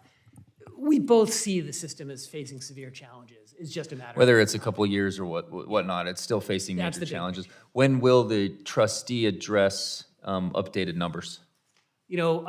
sometime this do you know? spring. Sometime this spring, they will put out an update. Okay. Awesome. Thank you, Director. I think the gentleman from Utah, our deputy chair of the Republican Conference, which makes him the likely next candidate for Speaker of the House. With that, I yield 5 minutes to Dan Kildee from the great state of Michigan. I thought you liked the gentleman from Utah. Just, Thank you, Mr. Chairman, and I thank you and the ranking member for holding this meeting. Mr. Swagel, good to see you again. I promise no references to professional wrestling, and I just made one. One aspect of the CBO baseline that I'd like to touch on is the projected tax revenues over the next decade. Obviously, we know Americans deserve a government that's fiscally responsible and is working to lower our national debt, but reducing our deficit means looking at the entirety of the budget, not just cutting those programs that are important to families, to seniors, and to kids, but also having a tax code that's fair, one that does not allow the wealthiest individuals and the largest corporation in this country to avoid paying anything close to their fair share in taxes. Our tax code should not let Fortune 500 companies get away with paying less in federal taxes than a teacher in Bay City, Michigan, for example, or a nurse in Saginaw, or a factory worker in Midland. So let's just quickly review the facts. Under President Trump, Republicans added $8 trillion to the national debt, including nearly $2 trillion alone from the Trump tax scam. That gave overwhelming benefits to the wealthiest millionaires and billionaires in America. And now we see a desire to extend those tax giveaways to the super wealthy. So, Mr. Swagel, the CBO issued a report last May, and I know Mr. Doggett addressed this, but I wonder if you might be specific on this if you could. The CBO report last May dealt with this issue. How much would according to your report, how much would extending the Trump tax cuts for the wealthy add to our national deficit? After 2025, when many of the provisions expire, extending all of the expiring provisions would run about $300 billion a year. But just to be clear, when you aggregate that, the May 2023 report found that extending the Trump tax cuts to the wealthy Americans, large corporations, would add $3.5 trillion to the national deficit. That's what the report indicated, correct? In total over time. $3.5 trillion, thank you. So, Mr. Chairman, I would ask unanimous consent to enter into the record the nonpartisan CBO office May 2023 report that found extending the Trump tax cuts would add $3.5 trillion to the deficit through 2033. without objection, so ordered. Thank you. Also, under Democratic leadership, for me anyway, one of the proudest achievements was capping the cost of insulin at $35 a month out of pocket for our seniors. Democrats and President Biden got that done. And unfortunately, Republicans opposed that legislation. Under this new law, we also gave Medicare the power to negotiate directly with big pharmaceutical companies to stop them from charging our seniors and others outrageous prices for the medications that they rely on. On February 1, the Biden administration took the very important step in implementing this new program, sending companies that make 10 of the most expensive drugs initial offers to kick off the negotiating process. And I wonder, Director Swagel, if you might let us know how much drug price negotiation program established under the Inflation Reduction Act would reduce our national deficit and save the American people over the next 10 years. So our estimate was that the drug price negotiation you're focusing on would lower the deficit by just under $100 billion over the 10-year period. It's $98.5 billion of deficit reduction. Okay, so just for the record, I appreciate that. The proposal to extend the Trump tax cuts would add $3.5 trillion to the deficit. And the Democrats and the Biden administration approach to drug price negotiation would save $100 billion. I got that right? Yeah, I think you've got the numbers. Actually, you've got it right, because those are your numbers. I appreciate it very much. I yield back. Yeah, thank you. I thank the gentleman from Michigan. Now yield 5 minutes to our friend from North Carolina. Thank you, Mr. Chuck Chairman. Edwards. Thanks, Mr. Swagel, for being with us again this afternoon. You testified just a few minutes ago that the CBO baseline had declined by, I believe it was $2.3 trillion as a result of the Fiscal Responsibility Act and the Further Continuing Appropriations and Other Extensions Act. Which of those acts accounted for how much of that reduction in baseline spending? So in a sense, it's the sum of all of those, because the Fiscal Responsibility Act put in place the caps, and then the continuing resolutions, in some sense, implemented those caps over the sort of extent, the subsequent periods.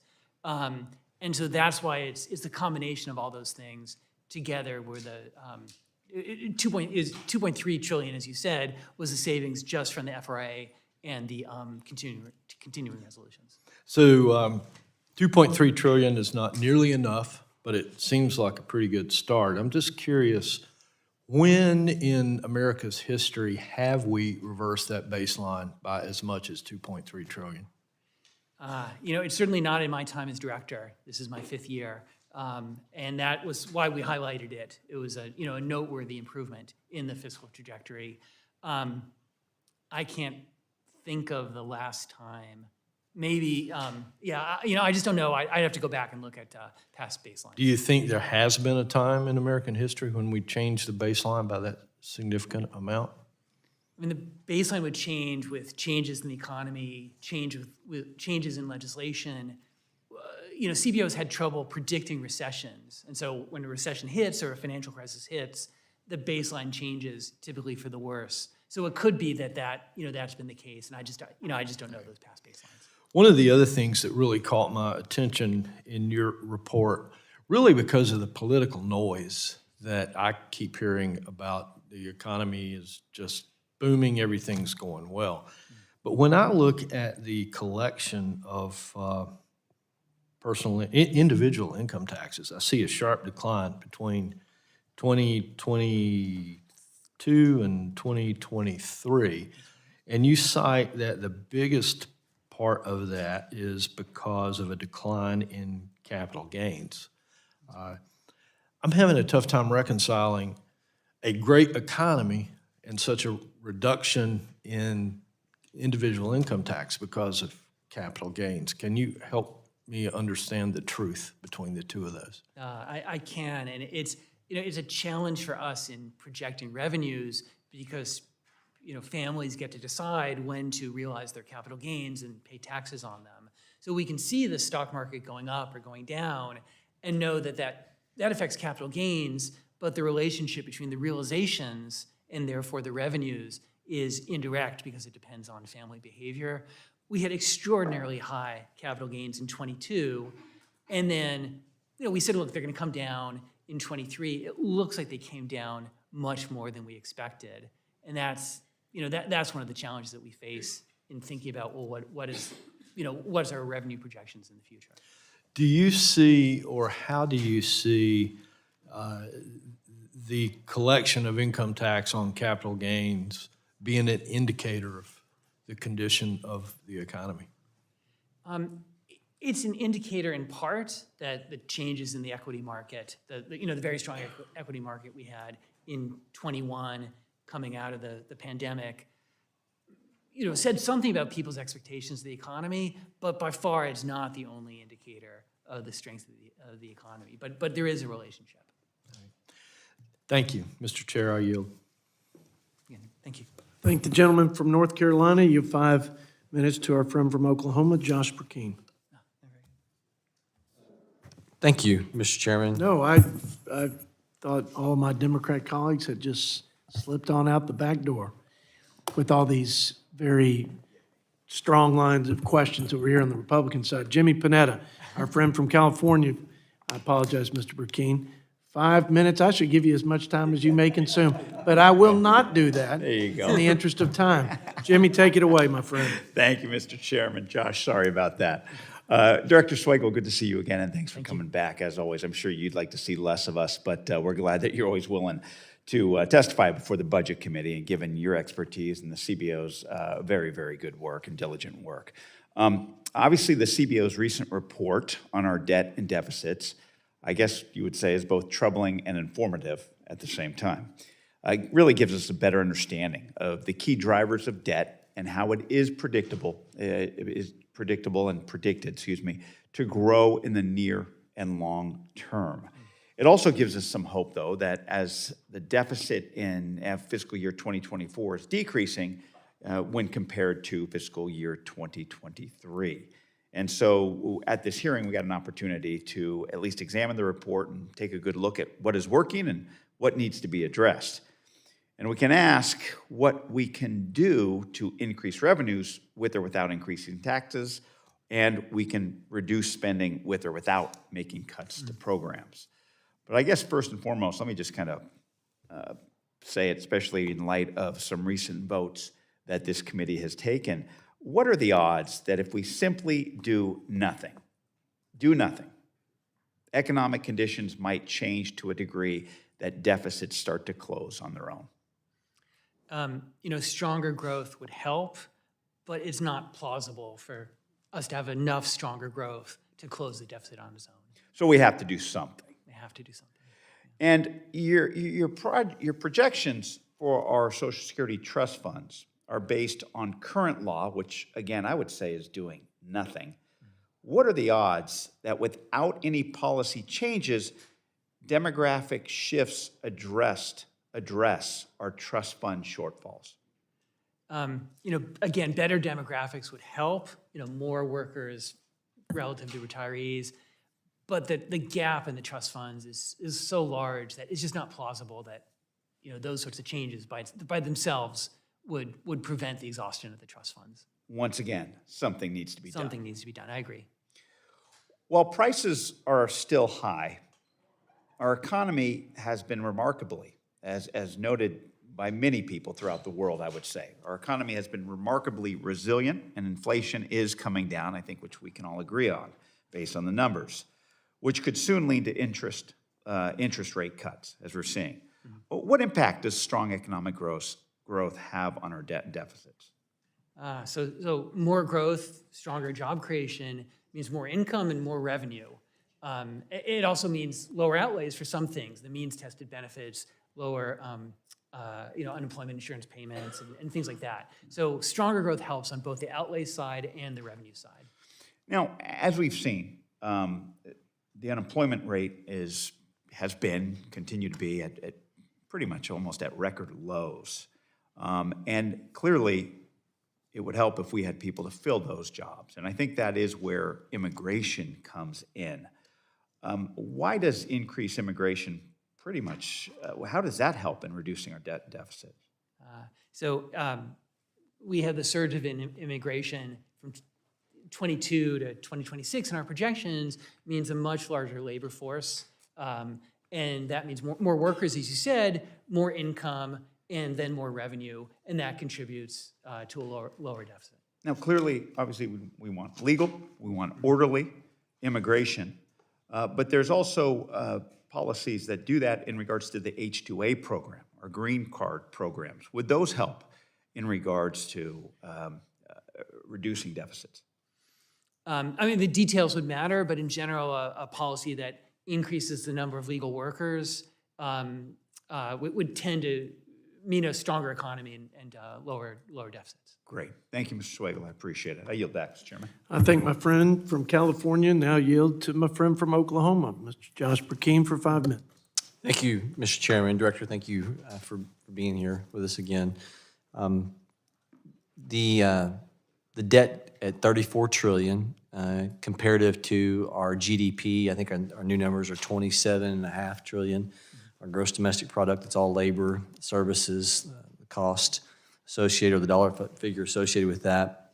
So we know we're in a historic high. We know that our public debt puts us at a 100% debt to GDP ratio. I think there's only 11 other countries that actually have the same level of debt to GDP out of 195 different countries.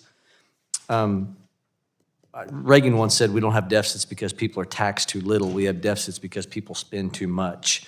You're going to throw some numbers out and tell me if this is what you recall. In 2017, we had $3.5 trillion in revenue, and our spend, our outlays, was $4.9 billion. Does that sound correct? I don't have it in front of me, but that sounds about right. And then, fast forward a few years, get on the other side of the pandemic, we have $4.4 trillion in revenue and $6.1 trillion in outlays. That's right. So if you look at that in a matter of number of several years, the 3.5 trillion in revenue has jumped by $1 trillion in revenue, but our spending has jumped much in surpass of that. If we would just maintain our level of spend, we would almost have been within $500 billion of a balanced budget. That's right. If outlays had not risen, as you said, the deficit would be much lower. So again, to Reagan's point, we don't have deficits because we tax too little. We have deficits because we spend too much. Now, part of that's mandatory spending. I understand that. The autopilot, the locking away things in mandatory side, we have to revisit that. And I want to talk about something that is increasingly alarming. As much as your time here, this is so informative for our country to have it from somebody that is not partisan. You are tasked with being nonpartisan to give the Budget Committee the best information. I want you to highlight. We are finding ourselves, you predict this year that our interest payments will match what we spend in defense of our country, about $800 billion to each. Talk about how monumental of an intersection that is, please. These rising interest payments are a budgetary challenge and an economic challenge. And the comparison you make, I think, is a valid one. It's an important one, that we have to pay the interest. And that means that policymakers, you and your colleagues, have to make difficult choices about how we spend money or how we raise more money. And that's the budget impact. The economic impact, higher interest payments mean higher deficits, and that poses economic challenges. It affects our growth, it affects our investment, it affects job creation in the future. And I love that you talked about how it affects our growth. It affects our growth because we're having to attract investment to take on our debt, whereas otherwise would be going into the economy. These people that would look for an opportunity to invest in something that could increase our GDP now is going into a more attractive feature as government is looking ways to have people finance our debt. There are studies out there that show once we get past, some studies say 78% of our GDP, debt to GDP, that you have a lag on your economy. Some say at 90%, whoever is right or wrong, we're at 100% now. The Peter Peterson Foundation says when we get to 2040, 40% of our total cost, our total spend is going to be on interest payments alone. That's 25 years from now. How dangerous is that?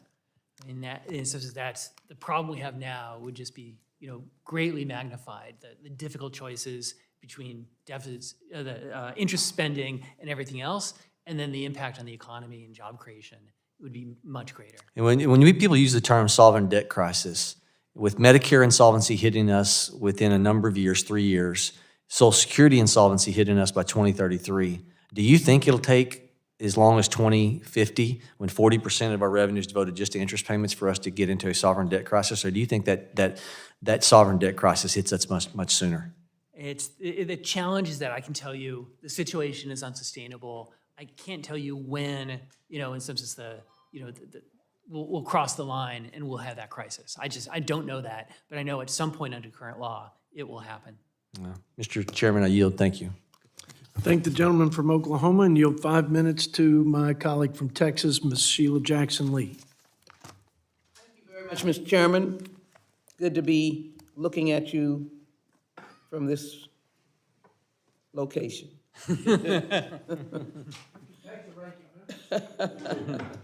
I was eyeing it, but I dare not. Good to have you back. Thank you. And you will, as you sit, you are looking to your right, and they're my good friends, but you're looking to doom and gloom. And if you look over in this direction, you're going to look to a degree of excitement.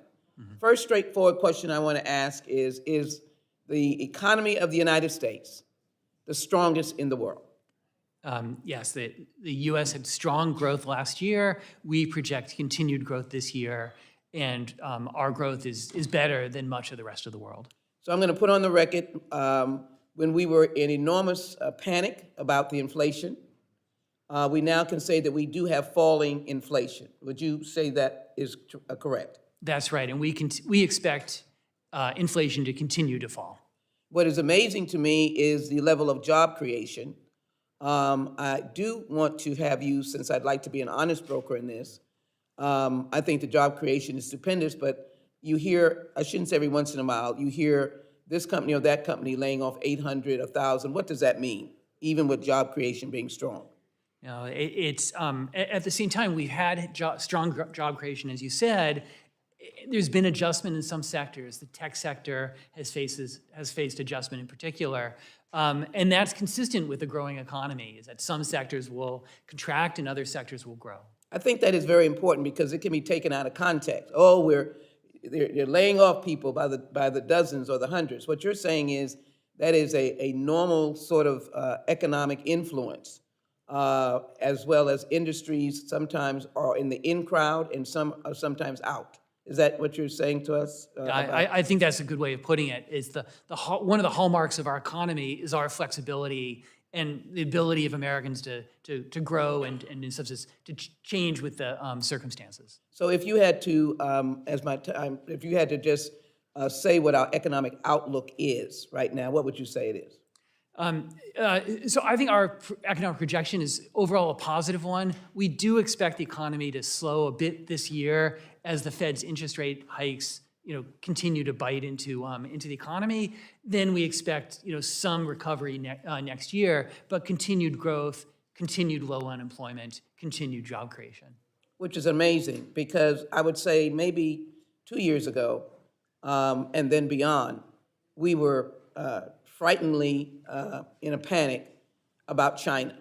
How would you compare China today to us? And you remember those times. China's, look what they're doing. We can't get ahead of them. Where are we now in that comparison? No, and what is China dealing with right now? I mean, I look at people around the world wanting to come to the U.S. No one's trying to immigrate to China, right? There's no one wants to go there. The challenges they face, social challenges, economic challenges, declining population, the lack of freedom. In some sense, that's just a special thing about the United States is our economic vitality. And that's what we need to tout, that the economy is not just numbers. It is economic freedom. It is social justice freedom. It is potential to think that you have a future, you can grow, or that you have an idea and you can make it into a conglomerate, if you will. Is that a good point? No, I think that's right. And that fuels innovation, it fuels job creation in our economy. So now I'm going to give more time to a question. You have not had enough, well, I'll say enough time between the time you were here and back. But help me understand the value in knowing about history. We're in African American History Month, we're in Black History Month. I'll give you a little bit more time to discuss the question and value of understanding the economic engine that slavery was tragically used as, and the importance of having a commission that would study slavery and develop the response to that economic engine of a population that did work, build institutions, built the capital that we're in, and we not know what that dollar figure is and how important it would be. I yield to you. Okay, I'll just say quickly, we haven't studied it, but I agree with you that the horrible things of the past, including slavery, play out in today's economy, in the inequality and injustice in our society, and a commission could look at those connections. And finally, if we go into the housing market and say we want to help Americans be housed, because we talk about the unhoused, is that a valuable area of investment for America? It's a key challenge facing us as a society is the growth of our economy and our population against the lack of housing and affordability problems in the housing sector. We should look to invest in that if we can. Well, we should look to invest in housing to grow the housing market for people. I agree. It's a key challenge facing the nation. All right. I thank the gentleman. I yield. Thank you, and I yield myself 5 minutes for questioning, and we can look directly at each other here in this line as I sit in for Chairman Arrington. You know, my staff, as well as I'm sure everybody's staff here, spends a lot of time developing these questions to understand more of the issue. So I'm the grandfather of 10. Okay, this year we'll have our first 2 college graduates of the grandchildren. It goes down to the age of soon to be 15. So I understand from Dr. Swagel from Wikipedia, of course we know if it's on Wikipedia it must be true, right? But I wanted to verify it here for the record that you have 3 children? I do. I have 3 sons. Okay, and what's their age range? We have 26, or about to turn 26, 22, and 20. Okay, So so 25, let's assume, for the sake of discussion here, that this is not the hearing room, but it's the family dinner table, which for most children is painful because they're being interrogated by their parents and grandparents. You know, that's just the way it works. Life works in a good family. With all the data that we have passed back and forth between members asking questions and you providing answers, how would you explain at the family dinner table to your children, especially, let's say, maybe before they got to college, they were 17 or 18, but even today, what the problem is that we are dealing with here? How would you explain that to your children? I mean, I would say there's a gap between what Americans want to and are willing to pay and what we expect. How do you get them personally invested in solving problems and understanding their role, potentially, but most importantly, if there is no change in what is happening here with the increasing debt, what the dire nature of the outcomes is going to be for them?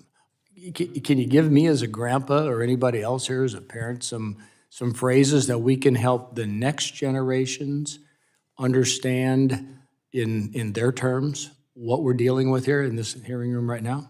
I would say the deficits we're running, the debt we're accumulating will undercut. Give them an example. Give me an example that they can understand. I hear what you're saying, but can you give an example? If you spend more than you make, you run out of money if you're a family or an individual, right? And if you have debts already incurred, I mean, is there any examples we can use to help educate the next generations, the dire nature of where we are? I would say it limits your choices. If you don't have the resources, it affects your future in a way that. Do you think they'd understand? I think they'd understand that we have to make choices. Would they take action? You know, that is the challenge. How do you put them in a position where they feel that if they are not in a position to take action at that point, because they're not in a, either a legislative role or some kind of a leadership role or, appointed role, whatever, how do you build the confidence in them that those people that are currently in those roles are doing the right thing for the right reason? It's, connecting these future choices to the situation today. How about action today? Yeah, that's a challenge. I mean, education will help, that's for sure. So when reality sets in, how will history, what will it write on your, epitaph, if you will, or my epitaph? Do you think it'll say, well, they didn't take action when they had the opportunity, or they gave it the best shot that they could at the time, and the results are what the results will be because good people didn't quit and they stayed focused on the issue at hand. We're here to talk about debt. We've talked about a lot of things in this hearing. Very few of them have been really focused on next steps and way ahead on the part of all of us here in this room, to include the folks, at CBO. That's the mutual challenge we all have. So I would ask all of us, especially, 'cause you do an outstanding job of explaining the issue, but will the 22-year-old hear it? With that, I yield back.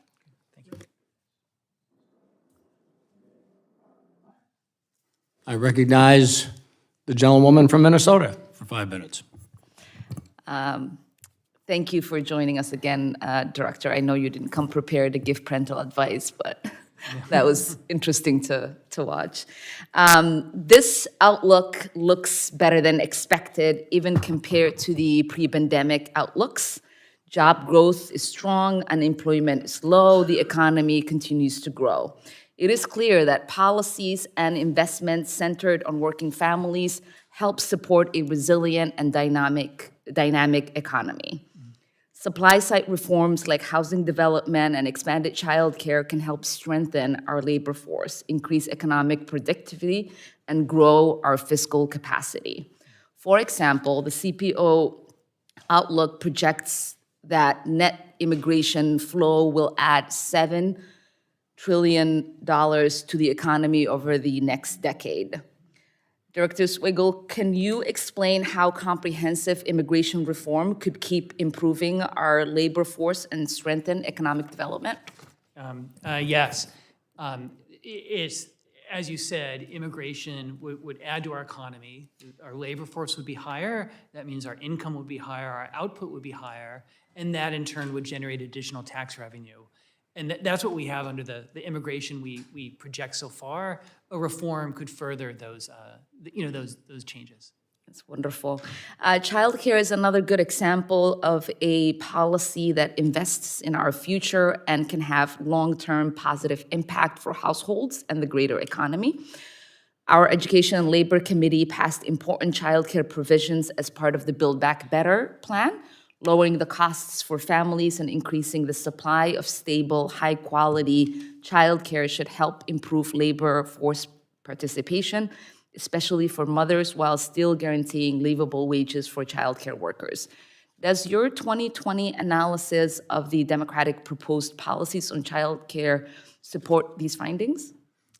Yes, at the time of the Build Back Better legislation, we looked at those proposals, and supporting childcare would increase the labor force participation of parents, especially mothers, which would mean more people in the workforce. And for those individuals, the ones who come back to work, would mean higher earnings for them in the future as well. Yeah, can you expand a little bit more in detail on the impact on long-term employment and earnings when high-quality childcare is affordable and widely accessible? I can, and in some sense, that's connecting the policy today to improved earnings trajectories. As someone who comes back into the workforce, gains experience, as they gain experience, gain skills, their earnings rise and their incomes rise into the future. That's wonderful. In last year's outlook, the CPO projected revenues to amount around 18% of GDP in 2023. But in this outlook, you're projecting revenues will amount to 17.5% of GDP in 2024, even though this time around it seems like there are even stronger economic conditions and assumptions. Could you explain this gap, and specifically what variables are you seeing that would lead to this slightly lower revenue levels? Okay, and in a sense, it's both the numerator and denominator are changing. So it's both the revenue is changing and the GDP, the denominator, is changing. So we see a larger economy, which means that a given number of dollars of revenue will be a smaller fraction. And that, so even though we do have more revenues coming in with the strong economy, as a share of the economy, the numbers, our projection is smaller this year. Interesting.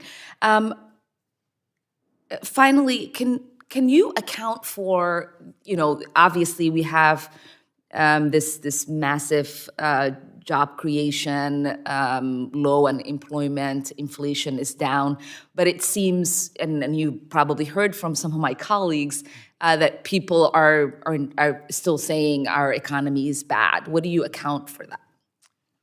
Now, it's a good question.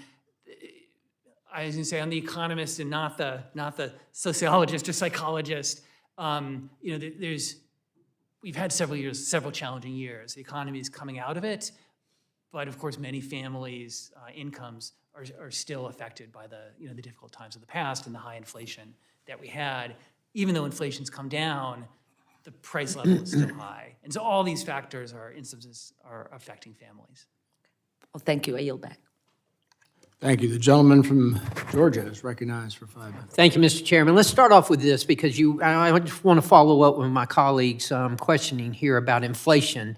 What was inflation at the time that this president took office? Do you know? Inflation. What was the inflation rate? In the early 21 was below the Fed's target of 2%. So it was in the. It was at 1.4%, right? And what is it now? Right. So now the latest figures were that over the last. What is it now? What is it? Above 3%. Above 3%. So it's gone down? Inflation has risen since 2021. Okay, just want to make sure we got that straight. Okay, when he took office, it was 1.4%, and now it's well over 3%. Okay. Thank you, Mr. Swagel, for being here, Director, and I appreciate it. I want to talk about two things here today, okay? One is the cost of unilateral executive orders, and the other is the interest on our debt. Let's start with the unilateral executive actions. The economic impact of executive decisions made by the president.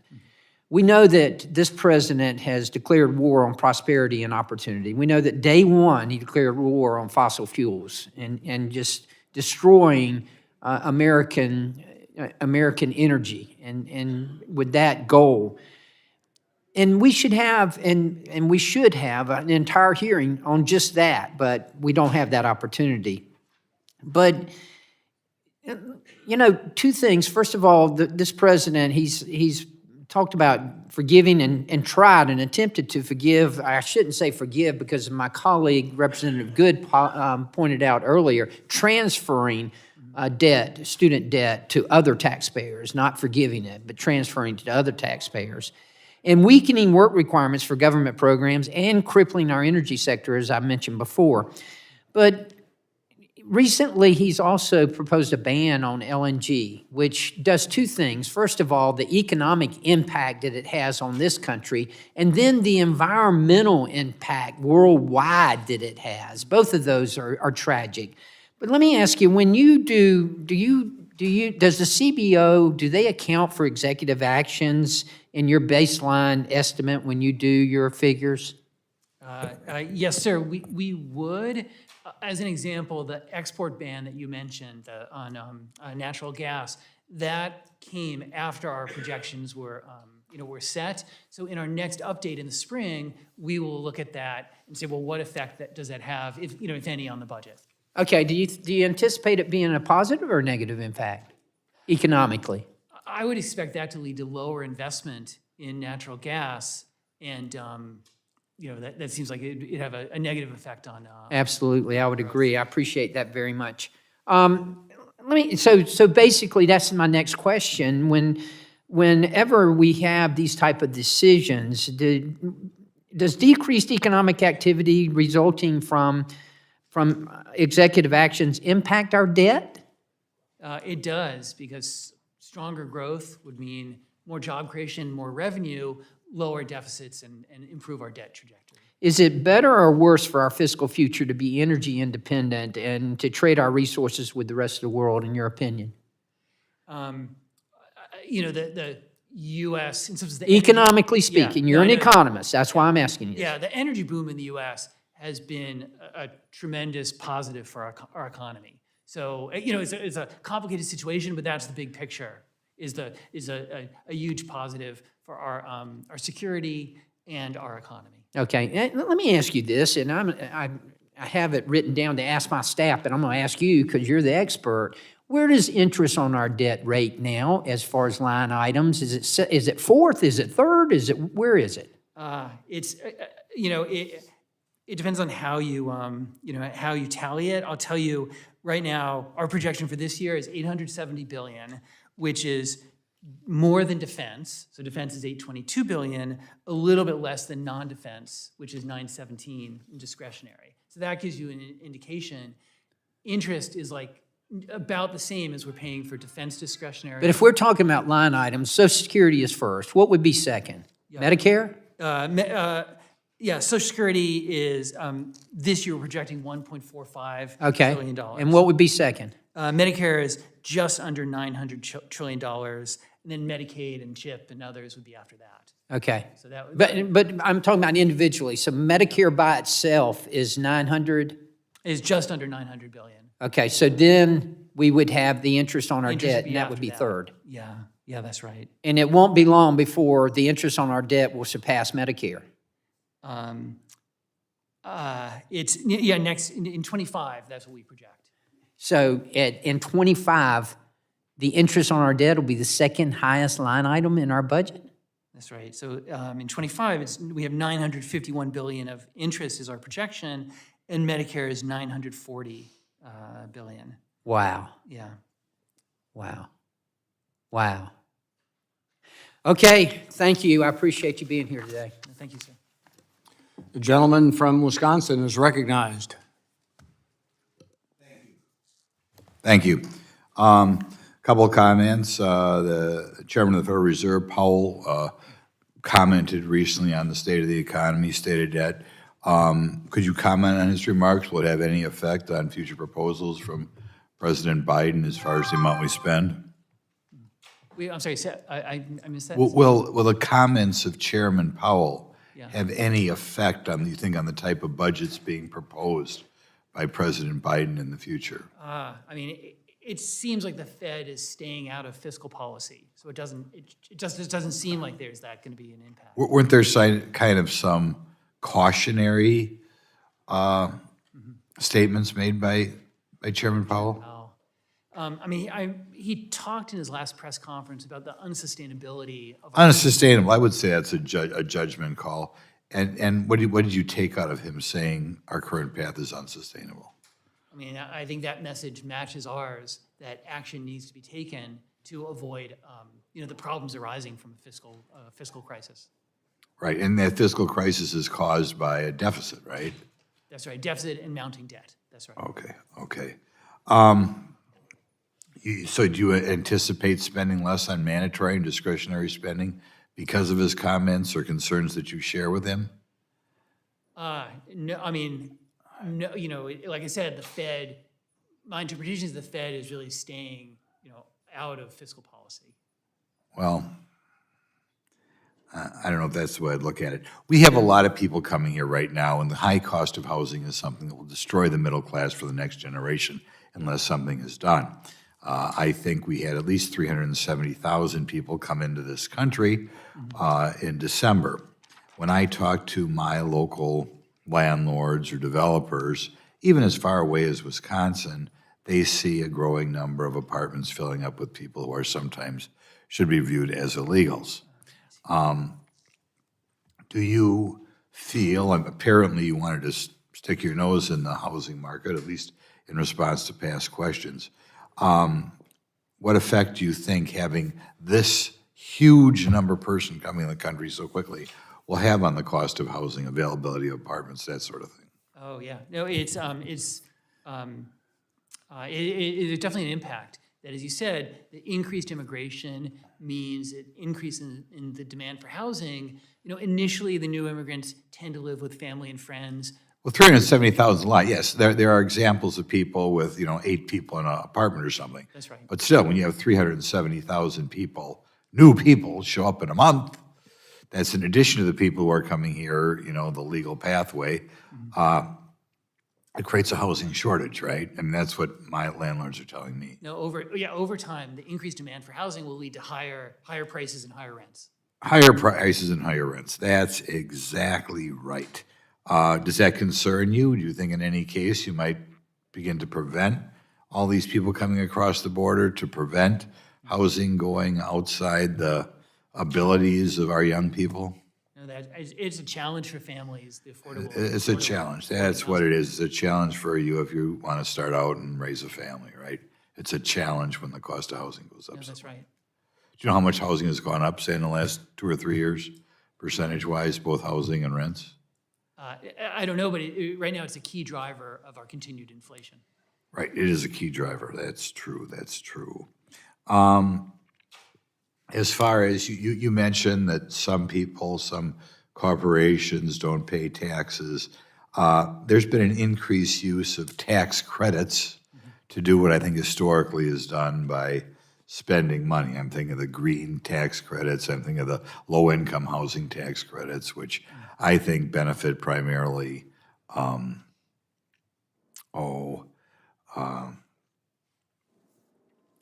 property developers, maybe a little bit benefits people with lower incomes as well. Do you think that you may be amenable to getting rid of some of these tax credits so on their tax returns, some of these big corporations can begin to pay a little bit more? It's a key challenge for tax policy is the complexity of the code and the incentives that gives rise to. I can't recommend policy or not, but I acknowledge. I would say that yes. You acknowledge that one of the reasons people don't pay taxes is we have generous tax credits. No, that's right. That's it. And it leads to complexity and has. I want to get on one more question before I hang up here. One of the complaints I get for employers, and of course, we're always looking for more people to work, is that it currently seems to be we pay people not to work, okay? Be it you can't work harder, you lose your Social Security. You can't work harder, you lose your low-income housing benefit. You can't work harder unless you lose your health care benefit. Do you feel all these programs conditioned upon not working too hard, and they're all conditioned to a degree on working less, do you think that is a little bit of a drag on the American economy, paying all these people to not work? Yeah, I mean, there are incentive effects of. Overwhelming, baby. Aren't there a lot of incentives in our society not to work, or at least not to work too hard? And that affects participation, that affects the labor force, and affects the economy. Good. Well, we can work on that in the next budget. Okay, thank you. Thank you. Mr. Roy, you're recognized for 5 minutes. Thank you, Chairman. It's great to have the director here again, a couple times in a couple weeks. Can I just get you to answer a handful of questions here, just so I can kind of clarify for the record from my standpoint, that CBO, in fact, estimates that legislative action taken this Congress, namely the Fiscal Responsibility Act and CRs, continuing resolutions, will decrease spending compared to the May 2023 baseline by about $2.6 trillion over a decade. Is that correct? That's correct, yes. However, once CBO accounts for other factors like economic and technical changes, the true decrease in the deficit over the next decade nets out to about $1.4 trillion. Is that correct? That's right. CBO also projects the federal debt subject to the limit will increase from $33 trillion at the end of fiscal year 2023 to $36.8 trillion in fiscal year 2025, a $3.8 trillion increase in 2 years. Is that correct? That's right. I have the debt held by the public in front of me, but the debt subject to limit would go up just as you said as well. Okay, and which is a fairly significant increase in the debt. I just want to make sure that that's level set. And so the CBO also estimates that discretionary spending will total $1.734 trillion in fiscal year 24, about $144 billion more than the $1.59 trillion cap set by the FRA. Is that correct? Yes, that's right. Okay, so I want to repeat for all those out there listening that when we have the FRA, the caps that are put in place, when people say $1.59 trillion, that the discretionary spending will total $1.734 trillion in fiscal year 2024 by CBO's estimates. That's right. And in part, there's outlays that happened this year as a result of actions in the past. Correct. But just so that everybody understands the numbers, that's the reality. That's because spending constrained by the caps does not truly reflect total discretionary outlays in a given year, right? That's right. As you just alluded to. It's fair to say that the widely reported $69 billion in so-called side deals under the FRA contribute in part, not in full, because there's advanced appropriations that are another piece of that and other factors, to pushing that true discretionary spending level up beyond the statutory caps. Is that correct? Let me just say, it would, but just, of course, the current projections don't have any future legislation. So any future legislation that implements what, you call them the side deals, right? That's not in here. Right, but a $69 billion in what are being widely reported in side deals in terms of taking money from other accounts and putting them in and then spending them, that would, in fact, would not be truly reflected in those caps. Is that right? That's right. That would be on top of the numbers that we have here. Okay. If Congress were to strictly adhere to the caps in the FRA without using the rescissions, the side deals, the budget gimmicks, which I know are all loaded terms, to allow for spending beyond those caps, that would result in lower deficit projection, correct? That's correct, yes. If Congress were to pass a full-year continuing resolution under the FRA at a level of roughly $1.564 trillion with the proper wording, that would drive the deficit down even further, correct? That's right. CBO estimates discretionary outlays totaled $1.722 trillion in fiscal year 23, about $12 billion less than what CBO projects for fiscal year 2024. So is it fair to say that even after the passage of the FRA, CBO estimates discretionary outlays will increase year over year from fiscal year 23 to fiscal year 24? That's right, in nominal terms, yes. Is it correct that CBO estimates interest on the debt alone will account for about 15% of total federal spending over the next decade? That's right. When does CBO project that interest payments will eclipse defense spending? So it's this year. It's 2024 now, right? It's 870 against 822. And is it correct that CBO projects that interest payments on the debt will total $1 trillion in fiscal year 2026? Yeah, that's right. So that's what we're facing as a country. Now, I'd like to at least point out with respect to the conversation by my colleague from Texas regarding the economy, was being kind of framed in all these kind of rosy scenarios. We just saw an inflation report of 3.1% yesterday, right? Which was higher than had been at least projected or hoped for. Yep, that's right. Inflation came in a little hotter than people expected. And in your all's own estimates, right? In calendar year 23, the economy did grow faster than 22, but as you guys are projecting, you project it to slow in 2024 amid increased unemployment and lower inflation. Is that correct? That's right. So it's not all necessarily, I would just posit for the record, you don't need to respond to this, all roses. We've got issues we've got to deal with. We have inflation that is piling up on the American families. That inflation continues.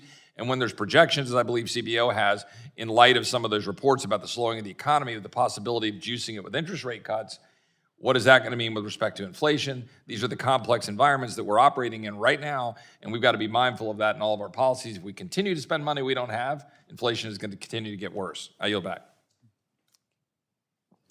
The gentleman from Virginia is recognized. Thank you, Mr. Chairman. Thank you, Director. CBO's 2024 baseline has been released, and it tells a familiar story we know all too well. Our nation is in trouble. National debt now stands at a record high of $34.2 trillion, and it's expected to grow by more than $20 trillion by 2034, just 10 years away. For reference, our national debt has surpassed the debt to GDP levels we were experiencing during the height of World War II. Interest payments alone are expected to become our nation's second highest expenditure this year and are projected to surpass our entire defense budget and Medicare spending. Additionally, our Social Security Trust Fund is expected to reach insolvency in 2033, which would result in a 25% benefit cut across the board for beneficiaries. Of course, there's the added insult to injury of it being tax season back in our districts, and my constituents are looking at all the money being withheld on their W-2s and are wondering why they aren't seeing greater benefit to them. All of this goes to show how important it is that Congress stops the waste and begins to properly steward taxpayer dollars by following regular order, passing a balanced budget, and avoiding blowout omnibus spending bills. And in order to get there, the Congressional Budget Office plays an integral role in tracking our progress, or the lack thereof, through its forecasting on long-term budget outlooks and scoring of legislation to determine its fiscal impact. It's good to have you back, Director, for your second Budget Committee hearing in a row to discuss your role further. Director, ask, CBO increased their projected labor force size in 2023 by 5.4 million people. This is a significant increase that your report attributes to higher projected net immigration. Can you elaborate on your methodology calculating immigrant population, and do you differentiate between legal and illegal immigrants? Yes, so we do. We look at the different categories of immigrants. We look at the figures from the Department of Homeland Security, from the Customs and Border Patrol, at the immigrants who come in, with permits and green cards, and then ones who come in on parole, using the parole authority, and then ones who they call them gotaways, the ones who they estimate came in but they don't track. And in some sense, that's reflected in our figures. Is that the increase in the number of people released into the interior of the United States. We know that this administration and Director Mayorkas specifically has abused our parole statutes and has been impeached by this House and is awaiting trial in the Senate. Based on reports from CPB and Secretary Mayorkas confirming that DHS is releasing nearly 85% of individuals encountered, there are already over approximately 5.4 million additional migrants in the labor force now. Does CBO account for the comments made by the Secretary that he is releasing 85% of migrants throughout the country? And what negative effects on the economy do you think that an enormous influx of illegal migrants can cause? I understand my colleague from California referenced that earlier. Yeah, so we do take that into account, the numbers they're releasing to the interior. And then we look at the budgetary and economic effects of those immigrants. And I said at the beginning, and I'll say it again, there are social impacts, there's security impacts, there's impacts on state and local governments. And so we're focusing on the federal impacts, but I'll be the first one to say there are these broader impacts. There are impacts on the housing market that Mr. Grothman mentioned as well. So there's a wide range of So impact on housing, downward pressure on wages, as Mr. McClintock alluded to as well. Are you accounting for the federal benefits that illegal migrants are receiving from entitlement programs?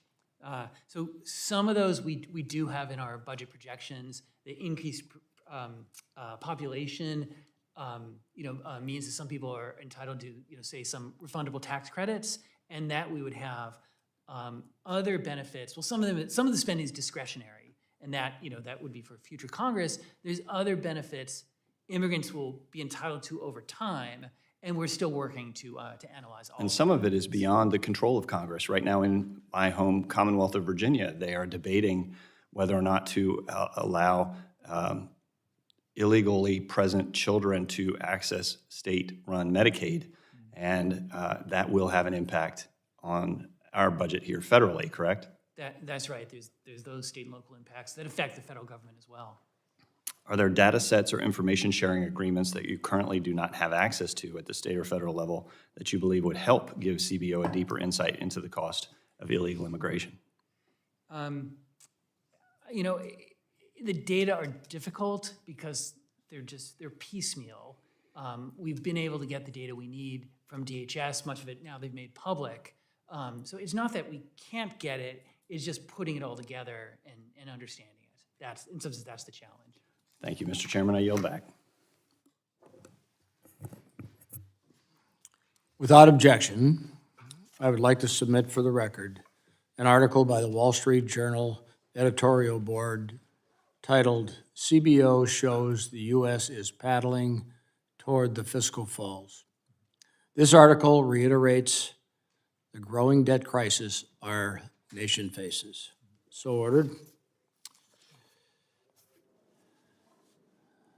Well, thank you, Dr. Swagel, Director Swagel, for appearing before us today.